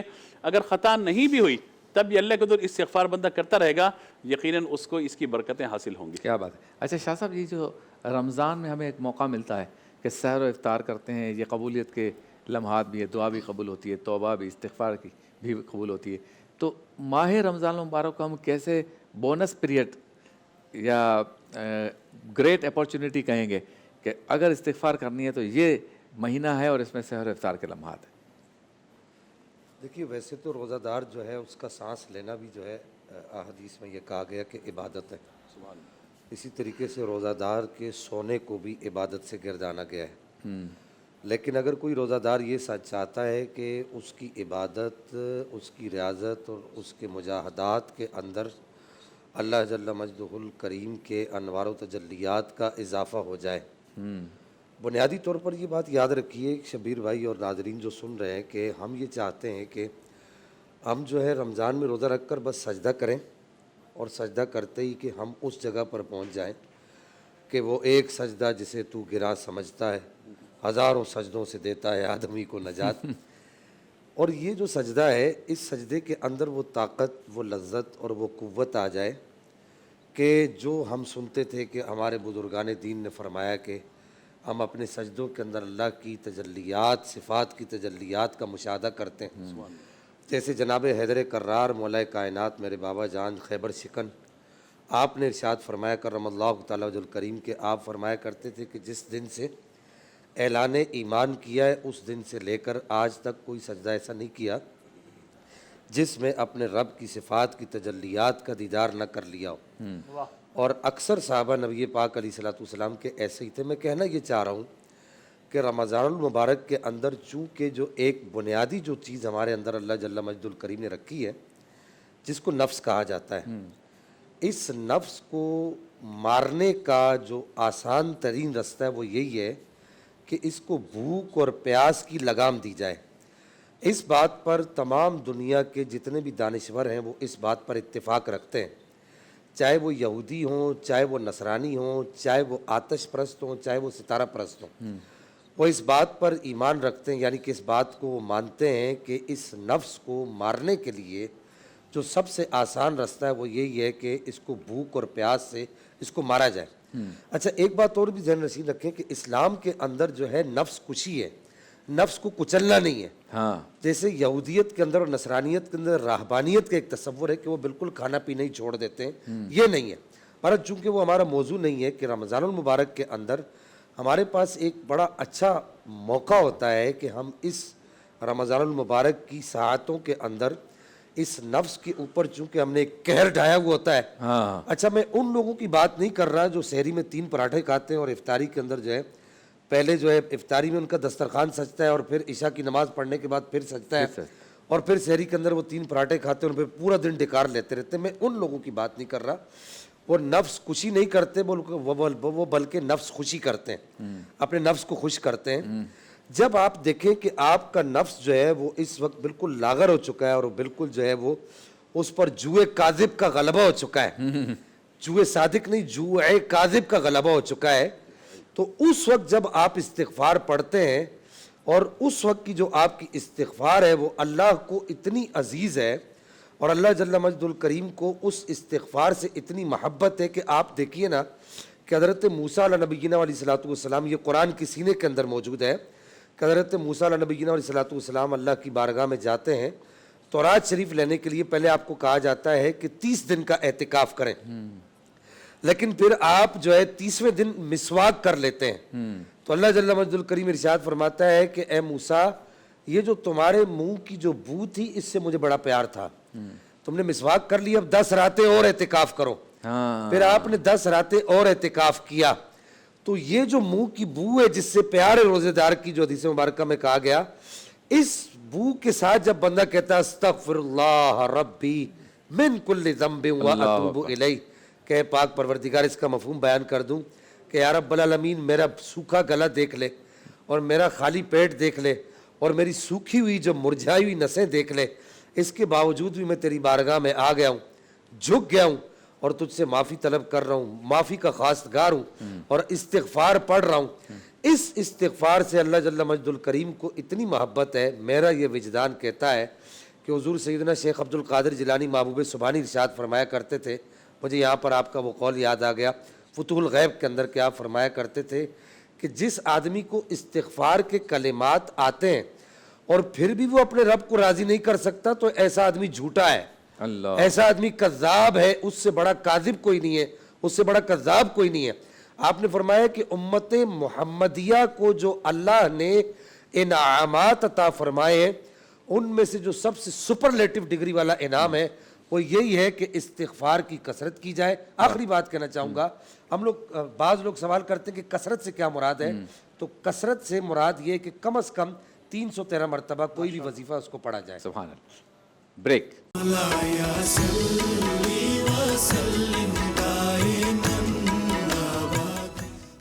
خوش آمدید، ایک بار پھر آپ کی خدمت میں حاضر ہیں۔ استغفار کے موضوع پر گفتگو ہو رہی ہے اور عالم ٹائم کا یہ سیگمنٹ ہے اور بہت ہی پیاری گفتگو ہو رہی ہے کیونکہ استغفار رب تعالیٰ کی طرف سے یقیناً ایک انعام ہے اور ہم سب کو اس چانس کو اویل کرنا چاہیے، بالخصوص ماہ رمضان مبارک میں، جو کہ ہمارے علماء کرام بتا رہے ہیں۔ اچھا، موجودہ حالات میں مفتی صاحب کیا پیغام ہے مسلمانوں کے لیے کہ وہ اتنے گناہ ہو رہے ہیں ہم سے، اتنی پریشانیاں ہو رہی ہیں، تو اپنے رب کو راضی کرنے کے لیے استغفار کے ہتھیار کو کس طرح استعمال کریں؟ بہت معاشرے کے حالات کی عکاسی کرتے ہوئے آپ نے سوال کیا ہے۔ دیکھیے، استغفار ہے کیا، پہلے یہ سمجھنا پڑے، کیونکہ اللہ تبارک و تعالیٰ نے جو بھی بیماری پیدا فرمائی نا، اس کا علاج ضرور پیدا کیا ہے۔ تو گناہ ایک بیماری ہے اور صوفیہ فرماتے ہیں اس کا علاج کیا ہے، فرمایا وہ استغفار ہے۔ بس اصول یہ ہے کہ گناہ ایک بیماری ہے اور یہی وجہ ہے کہ اللہ تبارک، کیونکہ ضروری یہ ہے کہ انسان ان الفاظ پر دیکھے۔ آج ایک یہ پروگرام ہم کر رہے ہیں اور بھی چینلز پہ ہو رہے ہوں گے، وہ بھی استغفار کی بات کر رہے ہوں، ہو سکتا ہے، یا علماء کل جمعہ کا دن ہے، مبارک دن ہے، مسجد کے اندر بیانات کرتے ہیں، درس دیتے ہیں، تو یہ ایک نشست میں نہیں ہوگا۔ آپ استغفار کرنا شروع کریں گے، 4 دن کریں گے، 5ویں دن روٹین ٹوٹ جائے گی، پھر شروع کریں بار بار۔ حدیث پاک میں آتا ہے تو آسمان کے برابر گناہ لے کر آنا بندے، اور میرے حضور ایک مرتبہ جھک جا، میں تیرے سارے گناہ معاف فرما دوں گا۔ کیا بات. اور حضور علیہ الصلوۃ والسلام نے خود فرمایا کہ جب بندہ گناہ کرتا ہے نا یہ بڑی قابل قدر بات ہے. ہائے ہائے جب انسان یہ پڑھتا ہے تو رب کی رحمت پہ جھوم جاتا ہے. کیا بات. وہی بات ہے ما یفعل اللہ بعذابکم، اللہ تمہیں عذاب دے کے کیا کرے گا. فرمایا جب بندہ ایک گناہ کر لیتا ہے تو فرشتے کو حکم دیتا اللہ تعالیٰ تو لکھنا نہیں، ابھی ہو سکتا ہے یہ توبہ کر لے. کیا بات ہے. فرمایا کب تک نہیں لکھتا ہے؟ جب تک کہ وہ دوسرا گناہ نہ کر لے یا اس گناہ کو دوبارہ نہ کرے. فرمایا اللہ پورا تبارک موقع دیتے ہیں. پورا موقع دیا جاتا ہے.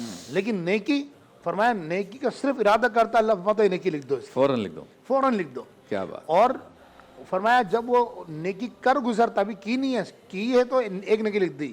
فرمایا جب نیکی کر گزرے تو فرمایا اب اس کو 10 گنا کر دو. ہے من جاء بالحسنۃ فلہ عشر امثالھا. قرآن فرماتا ہے جو اللہ فرماتا ہے ایک نیکی ہمارے حضور لے کر آئے گا ہم اسے اس کی مثل 10 عطا فرمائیں گے. یعنی ایک پر 10 گنا. بتائیے کہ ایسا سودا دنیا میں کہاں ملتا ہے کہ آپ ایک خریدو تو 10 فری ہے اس کے ساتھ.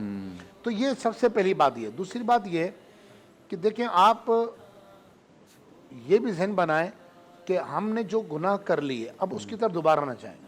اچھا جب قرآن مجید فرقان حمید کی آیت نازل ہوئی یا ایھا الذین آمنوا توبوا الی اللہ توبۃ نصوحا، اے ایمان والو اللہ کی بارگاہ میں سچی پکی توبہ کرو. توبۃ النصوح جس کو کہا جاتا ہے. تو علامہ محمد محمود آلوسی رحمۃ اللہ علیہ تفسیر روح المعانی کے اندر لکھتے ہیں اور اس حدیث کے راوی ہیں حضرت معاذ بن جبل رضی اللہ تعالیٰ عنہ. تو معاذ بن جبل کہتے ہیں حضرت ابن عباس حضور کی بارگاہ میں آئے اور انہوں نے کہا یا رسول اللہ، یہ جو آیت اتری ہے یا ایھا الذین آمنوا توبوا الی اللہ توبۃ نصوحا کہ سچی توبہ کرو، اس توبۃ النصوح سے مراد کیا ہے؟ کمال رسول اللہ علیہ السلام نے بیان فرمایا. سبحان اللہ. آپ کا ایک ایک لفظ سونے کے پانی سے لکھنے کے مترادف ہے. آقا دو جہاں نے فرمایا ثم لا یعود الیہ. حضور فرماتے جب گناہ سے توبہ کر لینا پھر اس کی طرف جانا ایسے ہی ناممکن ہو. کمال ہے یعود اللبن الی الدرع. فرمایا جس طرح دودھ ایک مرتبہ جانور سے نکال لیا جائے، بکری سے یا گائے سے، فرمایا اب بتاؤ وہ دودھ اس کے تھن میں دوبارہ لوٹ سکتا ہے؟ اللہ. صحابہ کہ نہیں یا رسول اللہ. فرمایا اس بندے کا گناہ کی طرف جانا ایسے محال و ناممکن ہو. آج معاشرے کے اندر جو تباہی آ رہی ہے اس کی وجہ یہی ہے کہ سب سے دیکھیں قرآن مجید فرقان حمید میں جا بجا ایک سے زائد مقام پر اللہ رب العالمین نے بیان فرمایا کہ جب ابلیس نا امید ہوا نا، کیونکہ نا امیدی کو کفر کہا ہے قرآن نے. فرمایا اللہ کی بارگاہ میں نا امید نہیں ہونا، وہ رب بڑی رحمت والا ہے، بڑا بخشنے والا ہے. جب بندہ نا امید ہوتا ہے تب وہ استغفار کرنا چھوڑتا ہے. آج بحیثیت قوم ہم دیکھا جائے تو ایک تعداد ہے، جیسے قبلہ شاہ صاحب نے اور مفتی صاحب نے بڑا زبردست بات بیان فرمائی کہ آج ایک تعداد ہے جو دیگر وظائف کے ہمارے پاس بھی آئیں گے. ہم کہیں گے نا بھائی استغفار پڑھو، نہیں وہ تو ہم پڑھتے ہیں، کوئی اور وظیفہ بتاؤ. ارے اللہ کے بندے استغفار بہت بڑا وظیفہ ہے. استغفار میں کیا کچھ پنہا نہیں ہے. اب آپ اندازہ لگائیے قرآن مجید فرقان حمید میں سابقہ امتوں میں واحد امت ہے حضرت یونس علیہ السلام کی جس پر عذاب نہیں آیا. تو انہوں نے توبہ کر لی تھی، استغفار کر لیا تھا کہ ان کے جب عذاب کے آثار قرآن نے بیان فرمایا سورہ یونس میں کہ جب ان کا آثار محسوس ہوئے نا تو وہ سمجھ گیا کہ عذاب آنے والا ہے. انہوں نے حضرت جناب یونس علیہ السلام کو ڈھونڈا اور پھر جا کر ان کی بارگاہ میں توبہ کی، اللہ نے بخش دیا. وہی بات ہے ما یفعل اللہ بعذابکم، اللہ تمہیں عذاب دے کے کیا کرے گا. تو آج کے دور میں ضرورت اس امر کی ہے، اس بات کی ہے کہ مسلمان اللہ کی بارگاہ میں جھکے، کثرت سے استغفار پڑھے. آپ کچھ نہیں کریں، جب بھی نماز پڑھیں نا آپ نے کیا کرنا ہے کہ آپ نے روزانہ 100 مرتبہ درود پاک پڑھیں اور 100 مرتبہ استغفار پڑھیں. بس صلی اللہ علیہ وآلہ وسلم، یہ مکمل درود پاک ہے. یہ پڑھ لیں آپ صلی اللہ علیہ وآلہ وسلم. اور استغفر اللہ ربی من کل ذنب واتوب الیہ، جو احادیث طیبہ میں جو بھی استغفار منقول ہیں یہ استغفر اللہ ربی من کل ذنب واتوب الیہ آسان سا ہے، یہ کر لیں اور آپ خود اس کے اثرات دیکھیں گے. اب مسئلہ کیا ہے؟ اللہ رب العالمین نے قرآن مجید فرقان حمید میں ارشاد فرمایا کہ انسان جلد باز ہے، وہ چاہتا بس فوراً رزلٹ آنا چاہیے، ہر چیز فوراً آنی چاہیے. یہی تو وجہ ہے کہ آج جو ہے اینٹی بائیوٹک کامیاب ہے. حکیم کو لوگ اول تو حکیم اچھے ملتے نہیں، مل جائیں تو بندہ بولتا ہے صبح صحیح ہونا چاہیے. ہاں جی، حالانکہ ڈاکٹرز کہتے ہیں کہ اینٹی بائیوٹک خامخواہ نہیں لینا چاہیے. لیکن آج بدقسمت یہ ہے مسلمانوں کی کہ ہم پوری زندگی گناہ کر رہے ہیں، اپنا نامہ اعمال سیاہ کر لیا. آقا دو جہاں فرما چکے، حضور نے فرمایا اگر کوئی چاہتا ہے کہ قیامت کے دن جب وہ اپنے صحیفہ دیکھے، اپنا نامہ اعمال دیکھے خوش ہو، ہر ایک بندہ چاہے گا ہیں सुभान अल्लाह, जिसको क़यामत के दिन सीधा हाथ में नामा अमल दिया जाएगा, वो कहेगा हाँ मुकरो किताबिया, आओ मेरा नामा अमल पढ़ो। वो खुशियों से बल्लियों उछल रहा होगा और खुशी मना रहा होगा। तो हुजूर ने फरमाया जो ये चाहता है कि क़यामत के दिन वो सहीफ़ा जब उसको मिले, नामा अमल मिले सीधे हाथ में, वो खुश हो, तो हुजूर ने फरमाया फलियस्तग़फिर, उसे चाहिए कि फिर वो इस्तिग़फ़ार करे, कसरत से इस्तिग़फ़ार करे। तो अब आप सोचिए क़यामत की तबाही ज़्यादा बड़ी है कि दुनिया की।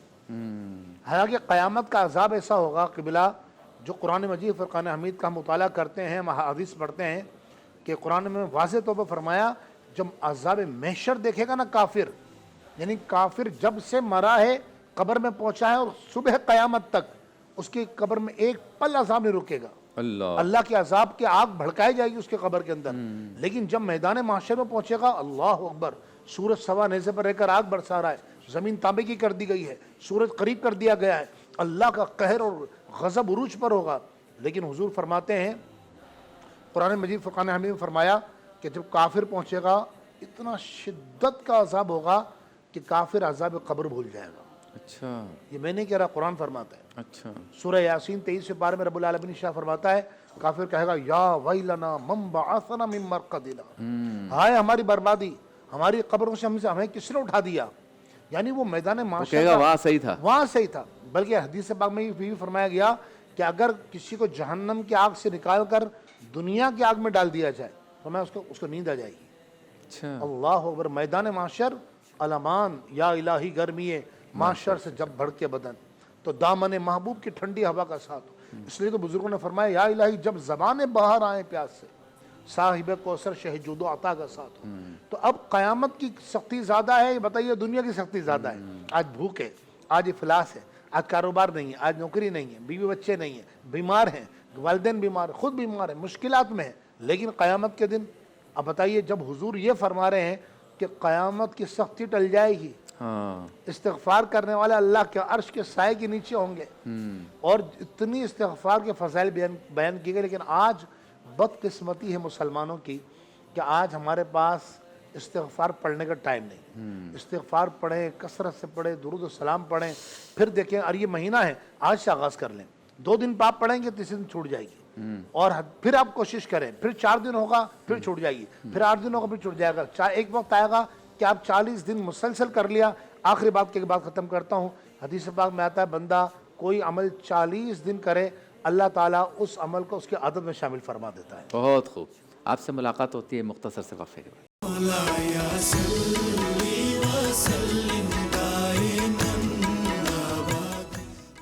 खुश आमदीद, एक बार फिर आपकी खिदमत में हाजिर हैं। आप देख रहे हैं नूर रहमान, इश्क रमज़ान की रूह परवर नशरियात TV1 से बराह रास्त। अब चलते हैं उस सेगमेंट की जानिब जिसमें मिर्च, मसाले, बर्तन, चमचे और अच्छी अच्छी डिशें, धुआं उठता है चूल्हे पर लगी हुई कढ़ाई से, और सेगमेंट का नाम है मज़ेदार सहरी।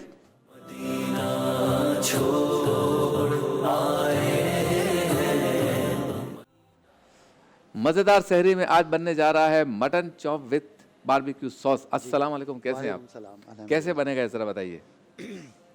मटन चॉप्स लिए हुए, ठीक है, और कितना होगा ये? ये आधा किलो है, आधा किलो, ठीक है। और काफ़ी महंगा चल रहा है, आपको तो मटन पता क्या रेट हो गया होगा? है। वेरीज कर रहा है, 1700 से लेके 2300 तक है। ये चॉप्स थोड़े महंगे होते हैं, ये 2200 रुपये किलो के हिसाब से। 2000 रुपये तो समझ लेना मिड रेट। हाँ, मिड रेट 2000 तो है एवरेज। 2000 रुपये किलो किलो बकरा, पूरी कौम कुर्बानी का बकरा बन रही है देख हैं। और 2000 रुपये किलो बकरा उस मुल्क में जहाँ जो ज़रई मुल्क कहलाता है, जो मवेशियों के लिए या मवेशियों से रिलेटेड काम करने के लिए, डेयरी का काम करने के लिए मौजू मुल्क कहलाता है। बिल्कुल, वहाँ पर कॉस्ट इतनी ज़्यादा बढ़ गई है, और यहाँ मवेशी पैदा भी जो है ना किए जाते हैं तो बहुत बड़ी तादाद में, इसका कारोबार भी बड़ी तादाद में, लेकिन मटन 2000 रुपये के जी, बीफ तकरीबन 1000, हाँ ऐसे ही, और चिकन तकरीबन 600 600 650। 1400 बछिया का गोश्त 1400 है। बछिया 1400, बछिया 1400, बछड़ा 1200, हाँ वो 1200 ऐसे 1200 बगैर बगैर हड्डी का 1000, बगैर हड्डी का 1600 1500, ना महंगा है, 2000 महंगा है वो, और भी महंगा है। और भी महंगा। ओए होए होए, चाँप का रेट अरे अलग है। हम हड्डी बगैर हड्डी इसी के चक्कर में ज़िंदगी हमारी ख़त्म हो जाएगी। अच्छा शबीर भाई, ये शेफ़ मेराज से ये मसला भी हमारा हल करवा दें हाँ जी, कि जहाँ पर आधी कीमत में गोश्त मिल रहा होता है, कि मिसाल के तौर पर 1400 चल रहा है तो कभी 1000 रुपये का किलो ले लें, हाँ। तो वो क्या सूरत है? कौन ना सा लें, गोश्त होता है? ना लें। अच्छा, ये प्रेशर वाला गोश्त होता है, इसके अंदर इंजेक्शन से पानी इंजेक्ट करते हैं, और ये मुर्गी भी आती है ऐसी, वजन बढ़ाया हुआ होता है। वज़न बढ़ाया होता है। इसको आपने इसका अगर देखना है तो वो बाय करके लाएं गोश्त और उसको छलने में रख दें, छलनी में रख दें उसको, सही है। उसमें से पानी ड्रिप होता रहेगा। जब वो बिल्कुल सुकड़ जाए उसके बाद उसका वेट करें तो असल वेट आपको पता चल ये जाएगा। काम भी हम ही कर सकते हैं बस। तो ये हमारे रेस्टोरेंट्स में अक्सर ऐसा आ जाता है, प्रेशर वाला काम नहीं गोश्त छोड़ा, कहते हैं, कोई काम हमने नहीं छोड़ा। कोई काम नहीं छोड़ा। मेरा तो जी इसमें आप दूध की मिसाल भी लें, 140-150 रुपये जो दूध चल रहा है उसकी मिसाल भी यही है बिल्कुल। वो जितना बिल्कुल वो ऐसी कम है है, उसमें उतना पानी है। बिल्कुल ऐसी है। बेचारा बकरा इंतजार कर रहा है क्या करना है इसका। क्या बकरा अच्छा, है। इसमें मैंने ओवरनाइट मैरिनेशन कर रखी है कुछ, वो मैं बता देता हूँ ठीक है।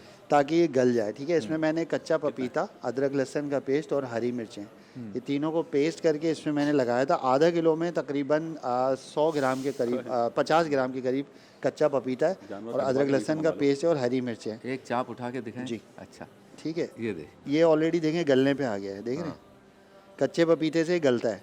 सही। इसको मैंने कल लगा के रख दिया था तो आज तक के लिए मैरिनेट हो गया, अच्छा हो टेंडर हो जाएगा। गया, अच्छा हो गया। ठीक है, अब हम इसमें जो है, रच बस जाता है मसाला। हाँ, अब इसमें जो है मसाले ऐड करते हैं और सॉस, और फिर हम इसको ग्रिल पे कर लेंगे। ठीक है, अच्छा, इसमें हम थोड़ा सा नमक डालेंगे,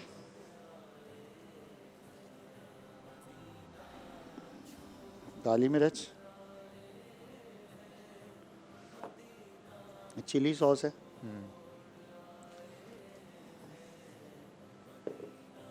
मस्टर्ड पेस्ट थोड़ा सा। काफ़ी चीज़ें जानी है इसमें। जी, इसमें हाँ, बाकी ये कुछ सॉस के इंग्रेडिएंट्स हैं। विनीगर जाएगा, अच्छा, थोड़ा वैसे सा हम सॉस के लिए रखते हैं। बीफ के भी चाप बनते हैं वैसे, उसको जी, गलने में बहुत टाइम उसको गलने में बहुत टाइम लगता है। ज़्यादा जो पसंदीदा हैं वो जो है मटन चॉप्स ही हैं जो चलते हैं। बीफ के चाप्स जो है ना, वो बकरीद की जो गाय होती है ना, बछिया, जी जी, उसका ज़्यादा उसका ज़्यादा होता है, जो हम मार्केट से आम दिनों में लेते हैं ना, बिल्कुल। उसमें इतना अच्छा बीफ के चाप नहीं बन सकते। बिल्कुल जो छोटा बछड़ा होता है ना, जो बिल्कुल कट्टा जैसे बोलते हैं हम अपनी उर्दू ज़बान में, हाँ, 2 दांत का हो या वो छोटा, तो वो अगर कट जाता है, उसकी जो चॉप्स हैं वो ऐसी टेंडर होती हैं कि वो अच्छा, पक जाती इंग्लिश हैं। अंग्रेजी में चॉप्स कहते हैं और अंग्रेजी इंग्लिश में में चाप नून के साथ। जी फ़र्क है दोनों में। हाँ, ये चाप उर्दू में, अंग्रेजी में चॉप्स। चॉप्स, हाँ, यही मैं कह रहा हूँ, नून के साथ। जी जी, नून के अच्छा साथ। जी, 4 चीज़ें आपने डालनी हैं। जी, इसमें 4 चीज़ें डाली, अच्छी तरह से ज़रा मिक्स करूँगा इसको ताकि ये अच्छी तरह से फ्लेवर पकड़ ले। वैसे गला हुआ है, जल्दी फ्लेवर पकड़ जी, लेगा। मुझसे आप कुछ कह रहे थे आप? ये पंजाब वालों ने मुझे बताया अभी हाँ, कि पंजाब में 700-800 रुपए किलो है मटन, मटन, बीफ। हाँ, 2 हो सकता है, इतना 100 बड़ा 200 फर्क? रुपये कम हो।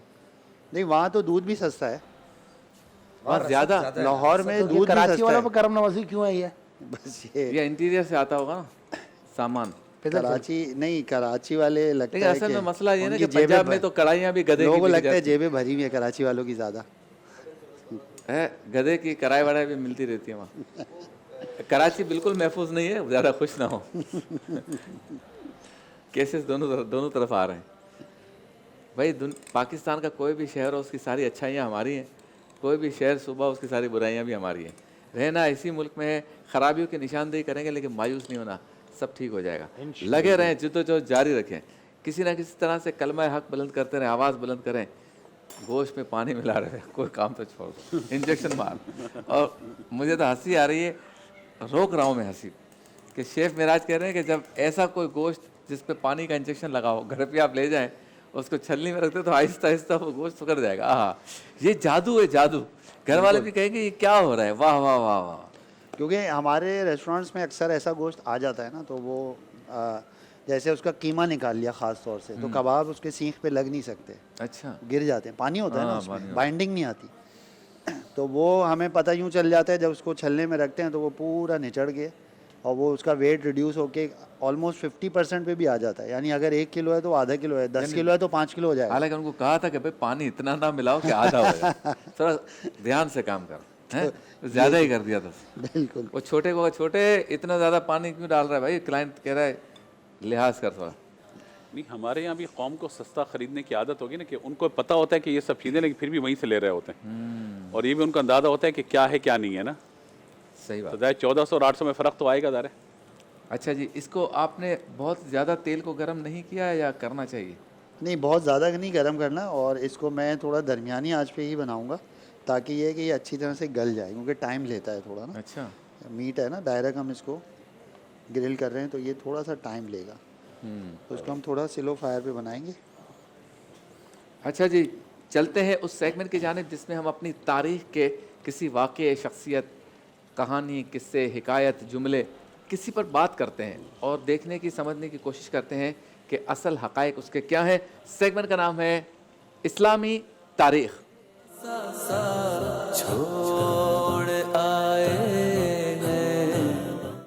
آج ہم بات کریں گے ہمارے بر صغیر کی جو اسلامی تاریخ ہے اس کے ایک بہت بڑے شاعر مشرق حضرت علامہ اقبال یا ڈاکٹر محمد اقبال.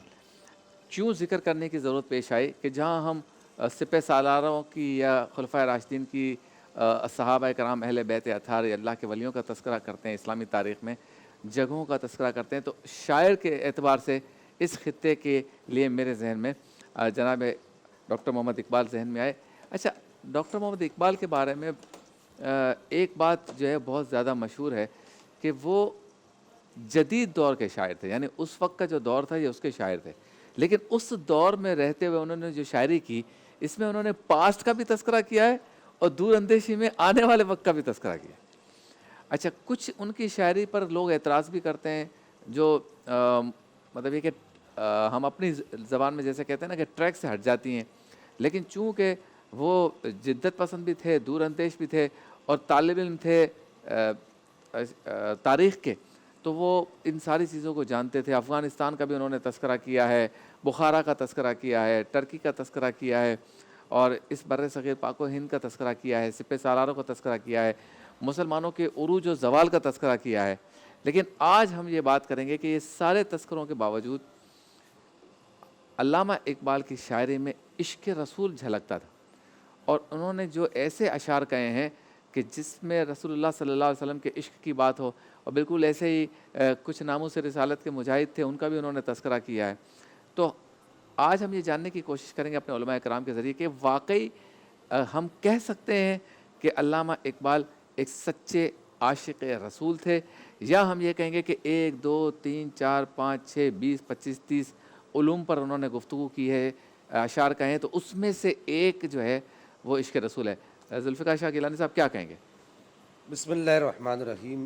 میں یہ سمجھتا ہوں کہ ڈاکٹر اقبال پر اللہ کا یہ خصوصی کرم تھا کہ ڈاکٹر اقبال نے شاعری کو جو لیا ہے وہ اپنے اساتذہ سے لیا ہے، اور ڈاکٹر اقبال اپنی شاعری میں بانگ درا میں، بال جبریل میں اور ضرب کلیم میں جا بجا مقامات پر اپنے 2 استادوں کا ذکر کرتے ہیں. ایک استاد جو ہے وہ مولانا روم علی رحمۃ القیوم کا ذکر کرتے ہیں اور کثرت سے ذکر کرتے ہیں، اور ان کے بارے میں تو وہ بعض مقامات پر اپنی فارسی شاعری میں، اکثر مقامات پر فارسی میں اور اردو میں بعض مقامات پر یہ ذکر کرتے ہیں کہ میری بعض جگہوں پر، اور کچھ زمین کے خطے انہوں نے گنے کہ میری فلاں جگہ پر رومی سے ملاقات بھی ہوئی ہے اور میں نے ان سے کچھ نصیحتیں بھی حاصل کی. یہ روحانی ملاقات کا ذکر ہے. صحیح. تو رومی سے آپ نے جو عشق رسول کی یا مسلمانوں کے اندر روحانیت کی جو ایک رمق ہے اس کی آپ نے جو ہے عکاسی بیان کی ہے رومی سے حاصل کر کے. صحیح. دوسرے آپ کی شاعری کے اندر جو ہے وہ ضرب اور حرب کا بڑی کثرت سے ذکر ملتا ہے کہ جس طرح آپ کہتے ہیں کہ بڑا مشہور آپ کا شعر ہے کہ دشت تو دشت صحرا بھی نہ چھوڑے ہم نے، دریا بھی نہ چھوڑے، باہر ظلمات میں دوڑا دیے گھوڑے ہم نے. واہ واہ. یہ جو آپ کی شاعری کا جو آپ کا پہلو ہے وہ اس میں جو ہے آپ یوں محسوس ہوتا ہے کہ حضرت سیدنا خالد بن ولید رضی اللہ تعالیٰ عنہ و ارضا و عنہ کے شاگرد ہیں، اور آپ کی شاعری کا ایک پہلو جو ہے وہ فلسفہ بھی ہے. وہ جو ہے آپ کہتے ہیں کہ مجھے امام راضی کو پڑھ کے اور امام راضی کو دیکھ کر اور ان کو سن کے پرکھ کر مجھے حاصل ہوا ہے. لیکن چونکہ یہاں پر ہمارا جو آج کا جو موضوع ہے وہ عشق رسول ہے، تو اقبال نے جو عشق رسول کے اندر صلی اللہ تعالیٰ علیہ وسلم جو اپنے یوں سمجھیے کہ فن کا مظاہرہ کیا ہے، یا جو اپنے عشق رسول کو قلم کی راہ دکھائی ہے، کہ جس کو کہا جاتا ہے کہ کیا مجدے جاں بخش سنائے گا قلم آج، کاغذ پہ سوناز سے جو رکھتا ہے قدم آج۔ تو وہ آپ نے ببانگ دہل یہ کہا ہے کہ اقبال بھی اقبال سے آگاہ نہیں ہے، کہ وہ جیسے کہا گیا نا کہ ایسا گھما دے ان کی ولا میں خدا ہمیں ڈھونڈا کرے پر اپنی خبر کو خبر نہ ہو۔ تو آپ نے یہ واضح طور پر کہا، واشگاف الفاظ میں کہا کہ اقبال بھی اقبال سے آگاہ نہیں ہے، کچھ اس میں تمسخر نہیں واللہ نہیں ہے، اور مجھ کو بھی تمنا ہے کہ اقبال کو دیکھوں۔ کہ آپ دیکھیے نا کہ وہ کس طرف جا رہا ہے کہ من عرف نفسہ فقد عرف ربہ، مجھ کو بھی تمنا ہے کہ اقبال کو دیکھوں، کہ اس کی جدائی میں بہت اشک فشانی۔ اور علامہ سے پوچھا گیا کہ آپ کو یہ اتنا بڑا مقام ملا اور یہ جو آپ کے پاس آمد ہوتی ہے اور آپ اتنے بڑے اشعار کے جاتے ہیں اور اتنے پرمغز اشعار کے جاتے ہیں، اس کی وجہ کیا ہے؟ تو آپ نے فرمایا کہ میں نے کچھ نہیں کیا، بس 1 کروڑ مرتبہ نبی پاک علیہ الصلوۃ والسلام کی ذات گرامی پر درود پاک کا نذرانہ پیش کیا ہے۔ اور پھر آپ نے واشگاف الفاظ میں یہ کہا کہ ہو نہ یہ پھول تو بلبل کا ترنم بھی نہ ہو، چمن دار میں کلیوں کا تبسم بھی نہ ہو، یہ نہ ساقی ہو تو پھر میں بھی نہ ہو، خم بھی نہ ہو، بزم توحید میں دنیا میں نہ ہو، تم بھی نہ ہو، خیمہ افلاک کا ایستادہ اسی نام سے ہے، نبض ہستی تپش آمادہ اسی نام سے ہے، دشت میں دامن کوثر میں میدان میں ہے، اور پوشیدہ مسلمان کے ایمان میں ہے، چین کے شہر مراکش کے بیابان میں ہے۔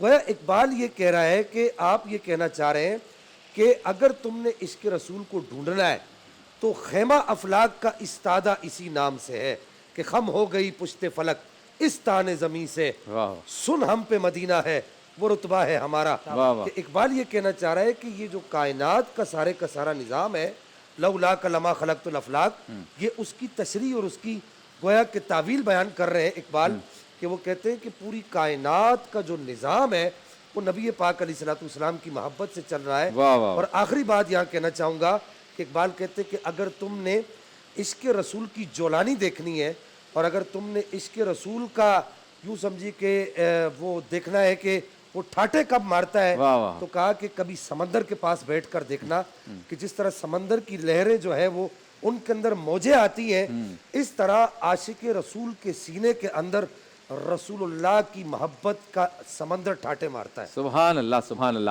آپ سے ملاقات ہوتی ہے مختصر سے وقفے کے بعد۔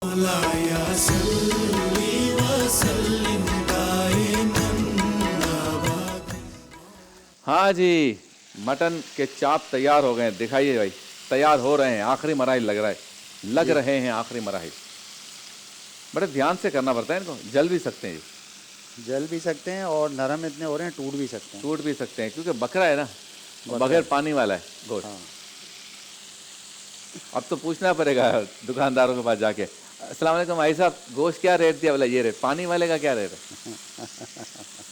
اگر اس نے جوتا اٹھا کے ہمارے پیچھے بھاگا تو پھر کیا ہوگا؟ وہ قسم ارے کیا کریں، فروٹ کے اندر بھی انجیکشن آ رہے ہیں۔ یہ انجیکشن جب ایجاد ہوا تھا یہ کسی اور کام کے لیے ہوا تھا۔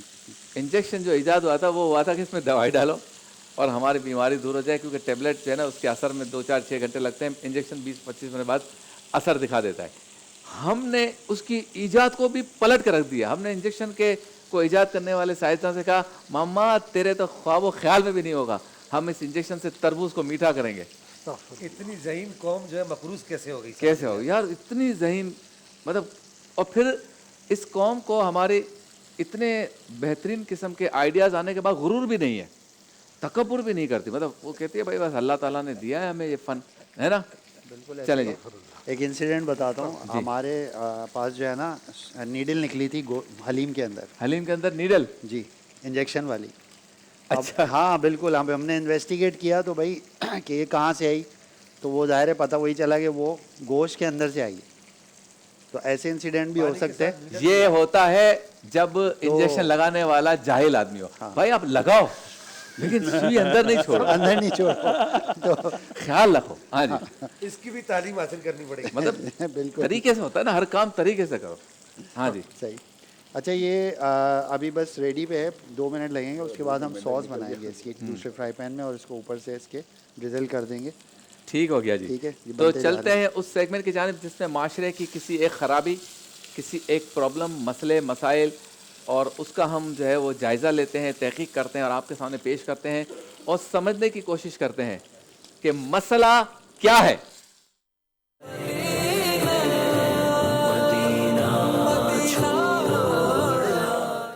مسئلہ کیا ہے میں ہم گفتگو کریں گے میرے متعلق، آپ کے متعلق، سب کے متعلق، پاکستان کی عوام سے متعلق، ہمارے کلچر، ثقافت، خاندان سے متعلق اور پوری دنیا کے انسانوں سے متعلق. اور مسئلہ یہ ہے کہ جب یہ معلوم ہے کہ سارے لوگ یا جس کام میں اتنے سارے لوگ ہوں وہ تمام اگر متحد و منظم رہیں گے، اتحاد کا مظاہرہ کریں گے تو ہی کام میں کامیابی ہوگی. پھر بھی ہر جگہ ہم لڑتے کیوں ہیں، تقسیم کیوں ہو جاتے ہیں؟ یعنی جب معلوم ہے کہ اتحاد میں برکت ہے اور مل کے کام کرنے میں، یکجا ہونے میں طاقت ہے، تو پھر چھوٹی چھوٹی سی بات پر ہم اس اتحاد کو پارا پارا کیوں کرتے ہیں؟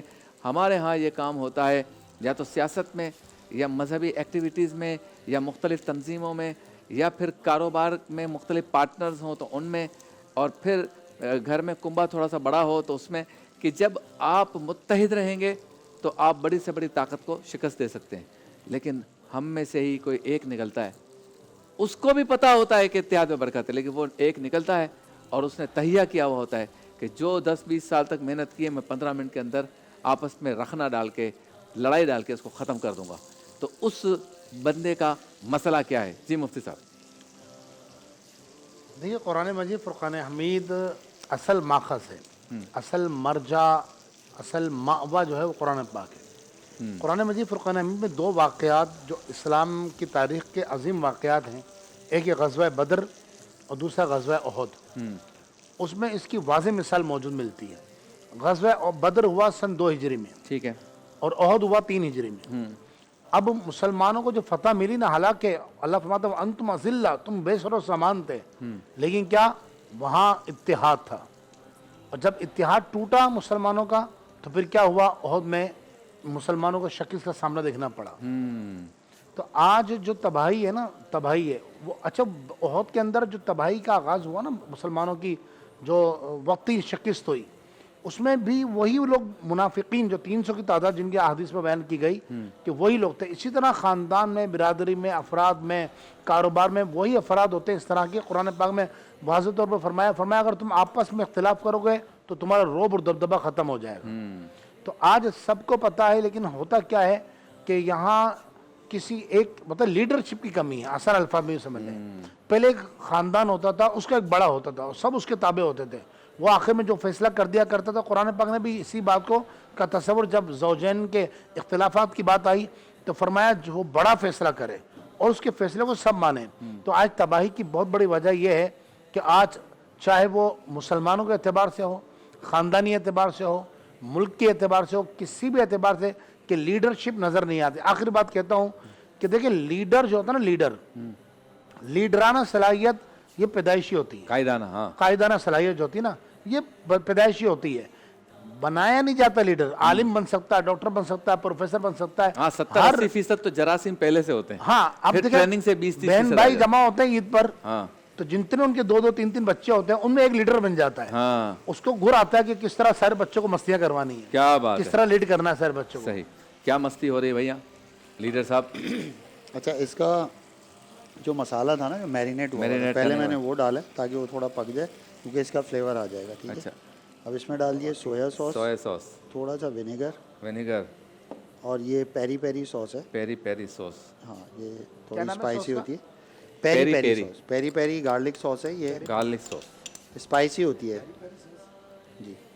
اور یہ کیا ہے؟ اور یہ ہے باربیکیو سوس. Barbecue sauce. یہ زیادہ ڈلے گا؟ یہ زیادہ ڈلے گا. یہ بنا بنایا ملتا ہے مارکیٹ میں باربیکیو سوس. مطلب مجھے ایسا لگتا ہے کہ مٹن چاپس کی یہ جو ریسیپی ہے اس میں کمال اس سوس کا ہے. نہیں، اس کا اپنا جو مٹن کا فلیور ہے وہ تو اپنی جگہ ہے، وہ تو ہے. لیکن اسپیشلٹی آپ کی اسپیشل، ہاں، جو سوس ہے وہ ہے. یہ دیکھیں اب یہ مکس ہوگا. اس کو مکس کر کے دیکھو بھائی پکائیں گے. کیا بات ہے. واہ واہ واہ واہ. مٹن نکال کے باہر جی، رکھا ہے. مٹن نکال لیا ہے. میں پانی تو نہیں نکل گیا اس کا؟ یہ کیا ہے؟ تھوڑا سا پانی ڈالا ہے میں نے اس میں تاکہ یہ تھوڑا نرمی آ جائے، نرمی آ جائے اور یہ تھوڑا اس کے رویے میں نرمی آ جائے. ہاں، مکس ہو جائے آپس میں. کیا کرے؟ بھائی چارہ، بھائی چارہ قائم ہو سارے انگریڈینٹس مل جائیں۔ مفتی اسحاق صاحب بتائیے، جب پتہ ہے کہ اتحاد میں برکت ہے، پھر بھی چلتے ہوئے کارواں کے بیچ میں رکھنا اور رکاوٹ ڈالنے کی عادت کیوں ہے؟ مسئلہ کیا ہے؟ دیکھیں، اس میں ہم ایک اور جہت سے بات کر لیتے ہیں، وہ یہ ہے کہ ہر ایک کی سوچ اور فکر کے اندر اختلاف ہوتا ہے۔ مختلف سوچوں کے لوگ آپ ایک ساتھ جمع کرتے ہیں، اور جمع کرنے کے بعد ایک تحریک، تنظیم یا کام کی بنیاد رکھتے ہیں۔ اب ظاہر ہے کہ ہر ایک کا مزاج الگ ہوگا اور اپنے مزاج پر ہی سوچے گا، لیکن ایک یہ ہے کہ آپ اختلاف رائے کر سکتے ہیں اور آپ کو کرنے کا حق بھی حاصل ہے، لیکن اس اختلاف رائے کو اپنی ذات یا انا کا مسئلہ نہیں بنانا چاہیے، نمبر ایک۔ نمبر دو یہ کہ جب ہم اور بڑے پیمانے پہ بات کر لیتے ہیں تو یہ ہے کہ جب کوئی معاملات آپ کے خاندان کی بہتری کے لیے ہوں یا ملکی سطح کے معاملات ہوں، تو اس وقت اگر آپ کی رائے کے خلاف بھی کوئی بات اگر ہے تو آپ کو پھر ایک قدم پیچھے ہو جانا چاہیے۔ اس معاملے کے اندر جو ہے ملکی معاملات کو اور ملکی مفادات کو ترجیح دینی چاہیے۔ تو ان چیزوں کو دیکھ لینا چاہیے۔ اگر آپ کے رویے سے خدا نخواستہ ملک کا کوئی ادارہ بدنام ہو رہا ہے یا کوئی تحریک یا تنظیم ایسی ہے کہ جو آپ کے ذاتی رویے کی وجہ سے، انانیت کی وجہ سے اس کو نقصان پہنچ رہا ہے، چاہے مذہبی ہو چاہے سیاسی ہو، یا آپ کے رویے کی وجہ سے ایک چلتے ہوئے کاروبار کو نقصان پہنچ جائے گا، پھر آپ کو قربانی دیتے ہوئے ایک قدم پیچھے ہو جانا چاہیے۔ اختلاف رائے ہوتا ہے، ہوتا تھا، ہوتا رہے گا، لیکن اس اختلاف کو مخالفت بنا دینا اور اپنی ناک اور انا کا مسئلہ نہیں بنانا صحیح چاہیے، بات۔ تاکہ معاملہ جو ہے وہ آسانی کے ساتھ آگے چلتے رہیں۔ جی جی، کیا بات ہے۔ اب یہ سوس جا رہا ہے مٹن چاپس کے اوپر۔ جی اچھا، اب اس کی ریسیپی میں آپ نے بتایا کہ مٹن کو آپ نے 24 گھنٹے پہلے میرینیٹ کر دیا تھا، جی، اور میرینیٹ کرنے کے لیے اس میں کیا کیا ڈالا تھا آپ نے؟ پپیتا، ادرک لہسن کا پیسٹ اور ہری مرچیں، ہری مرچ، تاکہ اس میں فلیور ایک آ جائے۔ ٹھیک ہے۔ اور اس کے بعد آپ نے اس کو آئل کو گرم کیا جی، اور آئل میں سے تل دیا۔ اس کو تل دیا، اور اس میں اس سے پہلے میں نے جو سوس ملائی ہے، سویا سوس، چلی سوس اور ونیگر اور سالٹ اور بلیک پیپر اس میں ایڈ کیا ہے، تاکہ اس کا فلیور اور بہتر ہو جائے۔ ٹھیک ہے۔ اس کے بعد تیل میں ہلکا تیل لے کے شیلو فرائی ہم نے اس کو کیا ہے، ساتھ ہی ہم نے جو سوس بنائی ہے، باربیکیو سوس ڈائریکٹ بھی یوز کر سکتے ہیں، لیکن میں نے تھوڑا ورائٹی سے بنائی ہے۔ صحیح۔ پیری پیری اس میں ایڈ کیا ہے، تھوڑا سا ونیگر، سویا سوس ایڈ کیا ہے، تو اس کا فلیور اور اسٹرانگ ہو جائے گا۔ بہت خوب نظر آ رہا ہے، بہت زبردست بنا ہوگا جی۔ ہاں بس یہ، اچھا زیادہ نہیں ڈالنی، جتنی ہمیں ضرورت ہے اتنی ہم ڈالیں گے۔ بہت شکریہ شیف معراج آپ کا۔ آپ بہترین قسم کی روزانہ ایک نئی ڈش بناتے ہیں، پکاتے ہیں اور ہمیں سکھاتے ہیں۔ آپ سے ملاقات ہوتی ہے ورفانہ لقد ذکرک میں مختصر سے وقفے کے بعد۔ اپنی دنیا چھوڑ آئے ہیں۔ بسم اللہ الرحمن الرحیم۔ اللہم رب اشرح لی صدری ویسر لی امری واحلل عقدۃ من لسانی یفقہوا قولی واجعل لی وزیرا من اہلی۔ نکاح اور ایجاب و قبول کے اعتبار سے ہماری گفتگو مکمل ہوئی ہے۔ اب ظاہر ہے کہ نکاح ہو چکا، ایجاب و قبول ہو چکا، تو ظاہر ہے کہ نکاح کے اعتبار سے ایک چیز ذکر کی جاتی ہے جس کو حق مہر کہا جاتا ہے۔ یاد دیکھیے، حق مہر یہ عورت کا حق ہے، اور اس کو حق مہر شوہر نے لازمی طور پر ادا کرنا ہوتا ہے۔ اللہ تبارک و تعالی نے قرآن پاک میں ارشاد فرمایا، وَآتُوا النِّسَاءَ صَدُقَاتِهِنَّ نِحْلًا فَإِن طِبْنَ لَكُمْ عَن شَيْءٍ مِّنْهُ نَفْسًا فَكُلُوهُ هَنِيئًا مَرِيئًا۔ عورتوں کو ان کا مہر اے مردو تم خوشی سے ادا کرو، پھر اگر وہ قبول کر کے تمہیں اس میں سے کچھ واپس کر دیں تو تم اسے کھاؤ پیو۔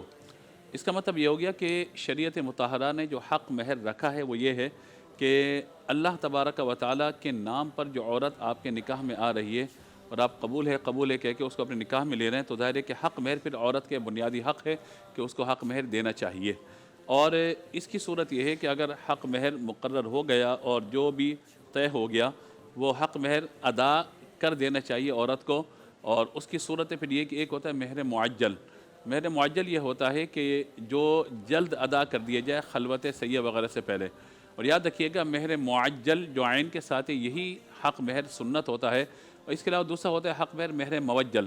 لوگ اس کو غیر معجل بھی کہہ دیتے ہیں، یہ غیر معجل نہیں ہوتا، مہر موجل حمزہ کے ساتھ ہوتا ہے یہ، جس میں اجل یعنی کوئی نہ کوئی مدت طے کرنی ہوتی ہے، یا تو شوہر کے انتقال کے بعد، یا پھر جو ہے وہ خدا نخواستہ اگر طلاق وغیرہ کی صورت ہو تو پھر اس حق مہر کی ادائیگی کو قرار دیا جاتا ہے۔ اور شوہر کا انتقال ہو جائے تو پہلے اس کے مال میں سے حق مہر دیا جاتا ہے، اس کے بعد باقی وراثت کو تقسیم کیا جاتا ہے۔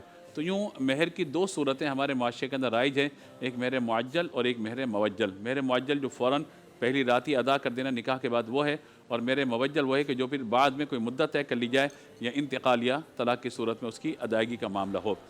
اب یہاں جو قرآن پاک کی آیت مبارکہ ہم نے پڑھی اس میں اس بات کو بیان فرمایا گیا کہ وآتوا النساء صدقاتهن نحلہ، کہ عورتوں کو ان کا حق مہر برضا و خوشی آسانی کے ساتھ ادا کر دو۔ مہر ہمیشہ آسان ہونا چاہیے، اتنا ہونا چاہیے کہ جو عورت کی ضروریات کو پورا کر سکے۔ خدا نخواستہ اگر عدت کی صورت ہوتی ہے تو اس کی عدت کے اخراجات وغیرہ جو حکمت اس میں بیان کی گئی۔ دوسرا یہ کہ مرد کی مالی حیثیت کے مطابق حق مہر ہونا چاہیے، اور حق مہر معاف نہیں کروانا چاہیے۔ ہمارے یہاں عجیب سائیکی ہے، یہ عجیب سوچ ہے کہ مرد پوری عمر کماتا رہتا ہے، بیوی کے ہاتھ پہ لا کے رکھتا رہتا ہے کہ گھر کے خرچے چلائے، سب چیزیں کرے۔ حق مہر دینے کی جہاں بات آتی ہے تو عورتیں بھی باتوں کہ نہیں حق مہر مت دیجیے گا مجھے، اور بعض اوقات امائیں اپنی بیٹیوں کو سمجھا کے کہتی ہیں بیٹا حق مہر دینا، یہ کاغذ کے پرزے واپسی کر دینا، حق مہر کو ہاتھ بھی لگانا تم۔ یہ پہلے کے دور میں ایسا ہوتا تھا، اب تو خیر خواتین اپنا حق سمجھ کے اس کو قبول کر لیتی ہیں، اور انہیں قبول کر بھی لینا چاہیے کیونکہ ان کا حق ہے یہ۔ لیکن یہ جو مردوں کا مزاج بعض اوقات ہوتا ہے نا، گھر کی خواتین کا زبردستی معاف کروانے والا انداز، تو یاد رکھیے گا زبردستی معاف نہیں کروانا چاہیے۔ یہ مرد کی غیرت و حمیت کے بھی یہ خلاف ہے، اور یہ مناسب نہیں ہے کہ چند روپوں کی خاطر آپ جو ہے بیوی سے اپنا رویہ خراب کریں، یا خدا نخواستہ بات چیت بند کر دیں، یا خدا نخواستہ لڑائی جھگڑے کا نوبت پہنچ جائے۔ تو اس معاملے کے اندر اس طرح کا رویہ اختیار نہیں کرنا چاہیے۔ اب ایک چیز اور ہم یہاں ذکر کر دیتے ہیں کہ حق مہر کم از کم کتنا ہونا چاہیے۔ حق مہر کم از کم جو اس وقت مقرر جو 10 درہم تھا اس دور کے اعتبار سے آج جو بیان کیا گیا، تو اس کو آج کل کے چاندی کے وزن کے اعتبار سے جو ہے وہ ہمیں دیکھ لینا چاہیے۔ 30 گرام 614 ملی گرام، یہ اس وقت جو ہے وہ چاندی کا وزن بنتا ہے کہ جو حق مہر کی صورت بنتی ہے، یعنی تقریباً جو ہے وہ 12 گرام کا ایک تولہ بن جاتا ہے، 11 پوائنٹ کچھ گرام کا۔ تو آپ سمجھیے کہ اگر 30 گرام یا 31 گرام حق مہر چاندی کا مقرر کیا جا رہا ہے، یعنی 31 گرام، 31 تولہ نہیں 31 گرام چاندی اگر حق مہر مقرر کرتے ہیں، تو اس صورت کے اندر تقریباً آپ سمجھیے کہ 3 تولے کم از کم چاندی یہ حق مہر کم از کم بنتا ہے۔ جو میں نے آپ کو وزن بتایا 30 گرام اور 614 ملی گرام، تو اس اعتبار سے اگر کم از کم 3 تولہ چاندی یہ کم از کم حق مہر ہے، یعنی 10 درہم کی جو مقدار شریعت مطالعہ نے بیان کی ہے۔ دوسرا یہ کہ اس سے زیادہ کی کوئی قید نہیں ہے۔ بعض لوگ کہتے ہیں کہ بھئی حق مہر جب وہ کتنا مقرر کیا جائے جو شریعت کے مطابق ہے، تو جتنا بھی حق مہر مقرر کریں گے وہ سب کا سب شریعت کے مطابق ہی ہوگا، شریعت کے خلاف کچھ بھی نہیں ہوتا۔ بعض لوگ کہتے ہیں 32 روپے 8 آنے مہر مقرر کر دیں، تو ایسا کچھ بھی نہیں ہے۔ ہاں، حق مہر مقرر کرنے کے اعتبار سے ایک مشورہ یہ ہے کہ اگر مرد جو حق مہر کی رقم ہے اس کو یا کوئی زیادہ رقم بنا کر 25 30 40 50 ہزار 1 لاکھ روپے تک کا کوئی سونے کا زیور بنا کر اگر بطور حق مہر دے دیتا ہے بیوی کو، تو اس صورت کے اندر بہت اچھا ہو جائے گا۔ آخری بات اس اعتبار سے سمجھ لیجئے کہ نبی پاک علیہ الصلوۃ والسلام کی اکثر ازواج اور نبی پاک علیہ الصلوۃ والسلام کی شہزادیوں کا حق مہر جو تھا وہ بیان فرمایا گیا کہ 12.5 اوقیہ تھا۔ 12.5 اوقیہ کا مطلب یہ کہ 500 درہم، آج کل کے اعتبار سے یہ بنتا ہے 131 تولہ 3 ماشا چاندی۔ یعنی ہم یہ کہتے ہیں نا کہ وہ مہر فاطمی رکھ دیا جائے، تو 131 تولہ چاندی، یعنی 131 تولہ چاندی اور آگے جو وہ 3 ماشا چاندی یہ وزن بنتا ہے۔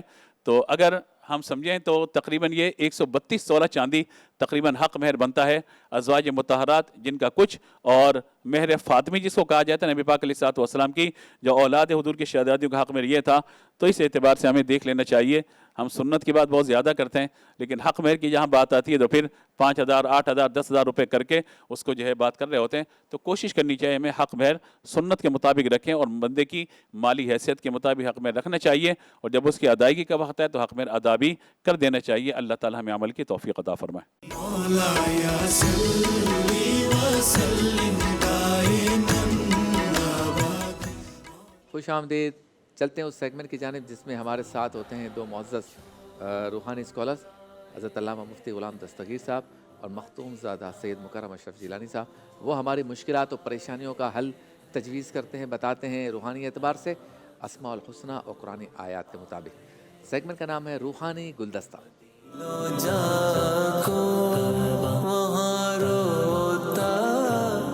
بہت اچھا پڑھا ماشاءاللہ۔ ماشاءاللہ۔ مفتی صاحب کولیسٹرول بہت بڑھ جاتا ہے آج کل، اس کے لیے کوئی وظیفہ ہے؟ کولیسٹرول کم کرنے ہاں، کم کرنے۔ بسم اللہ الرحمن الرحیم، اہدنا الصراط المستقیم، صدق اللہ العظیم۔ دیکھیے کولیسٹرول جب بھی بڑھ جائے، وظیفہ میں انشاءاللہ عرض کر دیتا ہوں۔ قرآن مجید فرقان حمید نے ہمیں ایک اصول دیا ہے، اور اصول کیا دیا ہے؟ فَاسْأَلُوا أَهْلَ الذِّكْرِ إِن كُنتُمْ لَا تَعْلَمُونَ، کہ اگر تمہیں معلوم نہیں ہے تو جو اس فیلڈ کے اہل علم ہیں ان سے پوچھو۔ تو سب سے پہلے تو آپ ڈاکٹر کے پاس ہیں، ان سے دوائی تجویز کریں۔ دوسرا वॉक को मुस्तकिल करें। कोलेस्ट्रॉल बहुत ख़तरनाक चीज़ होती है। बीमारी तो चाहे सर दर्द हो, कोई भी मामूली नहीं होती, अल्लाह पाक शिफा कामिला आजिल अता फरमाए, लेकिन कोलेस्ट्रॉल के जब कोलेस्ट्रॉल बढ़ता है तो जो तबाहियाँ वो लाता है, फिर अल्लाह और हफिज़ बाद वक़्त बंदा पैरालाइज भी हो जाता है। तो इसलिए वजीफ़ा मैं अर्ज़ कर देता हूँ। और एक मरतबा मेरा खुद कोलेस्ट्रॉल बढ़ा था तो मैंने ये अमल किया था अल्हम्दुलिल्लाह, तो अल्लाह ने शिफा अता फरमाई। माशा इन डॉक्टर ने खुद कहा था कि आम तौर पर ये 2 महीने 3 महीने में जाके कवर होता है, और माशाल्लाह सिर्फ 2 हफ्ते में कवर हो गया था। माशाल्लाह। तरीक़ा क्या है, आप दवाई लें, आप वॉक करें, रात को पैदल चलते हुए आपने 500 मरतबा पढ़ना है अल मलिकुल कुद्दूस। अल्लाह के 2 नाम हैं, ठीक है। अल मलिक अल कुद्दूस, इन दोनों को मिला के पढ़ना है, अल मलिकुल कुद्दूस। इंशाअल्लाह 2 से 3 हफ्ते में आप देखेंगे कि हैरत अंगेज़ तौर पर आपका कोलेस्ट्रॉल नीचे आना शुरू हो गया है और इंशाअल्लाह शिफा मिल जाएगी। दूसरा अशरा उसका आगाज़ हो गया है, क्या वजीफ़ा बताते हैं आप दूसरे अशरे का? अल्हम्दुलिल्लाह रब्बिल आलमीन वस्सलातु वस्सलामु अला जद्दिल हसन वल हुसैन। पहले अशरे का जो हमने वजीफ़ा बताया था सुब्हानल्लाहि व बिहम्दिही सुब्हानल्लाहिल अज़ीम, तो अब दूसरा अशरा क्योंकि आज से शुरू हो रहा है तो इसके लिए वजीफ़ा है रब्बना ज़लमना अनफुसना व इल्लम तग़फिर लना व तरहमना लनकूनन्ना मिनल खासिरीन। सुभान अल्लाह। हर नमाज के बाद भी अक्सर हज़रात ये दुआ में इन कलिमात को शामिल करते हैं। तो ये कलिमा, ये आय मुबारका जो है वो तकरीबन 100 मरतबा हर नमाज के बाद पढ़ी जाए, या कोई 100 मरतबा हर नमाज के बाद नहीं पढ़ सकता तो पूरे दिन में कोई एक टाइम रख कर उसमें 500 मरतबा पढ़ ले अव्वल आखिर दुरूद शरीफ के साथ।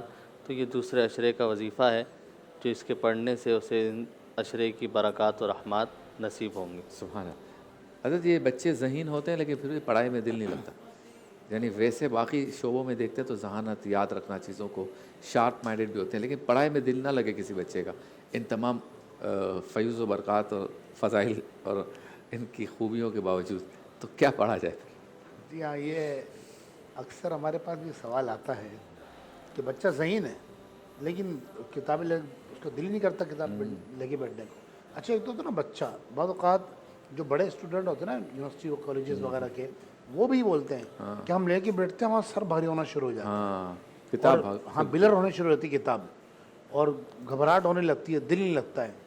तो अल्लाह तबारक व तआला का एक नाम का मैं वजीफ़ा अर्ज़ करता हूँ, और ये वजीफ़ा बारहा आज़मूदा है और बारहा आज़माया गया है अल्हम्दुलिल्लाह।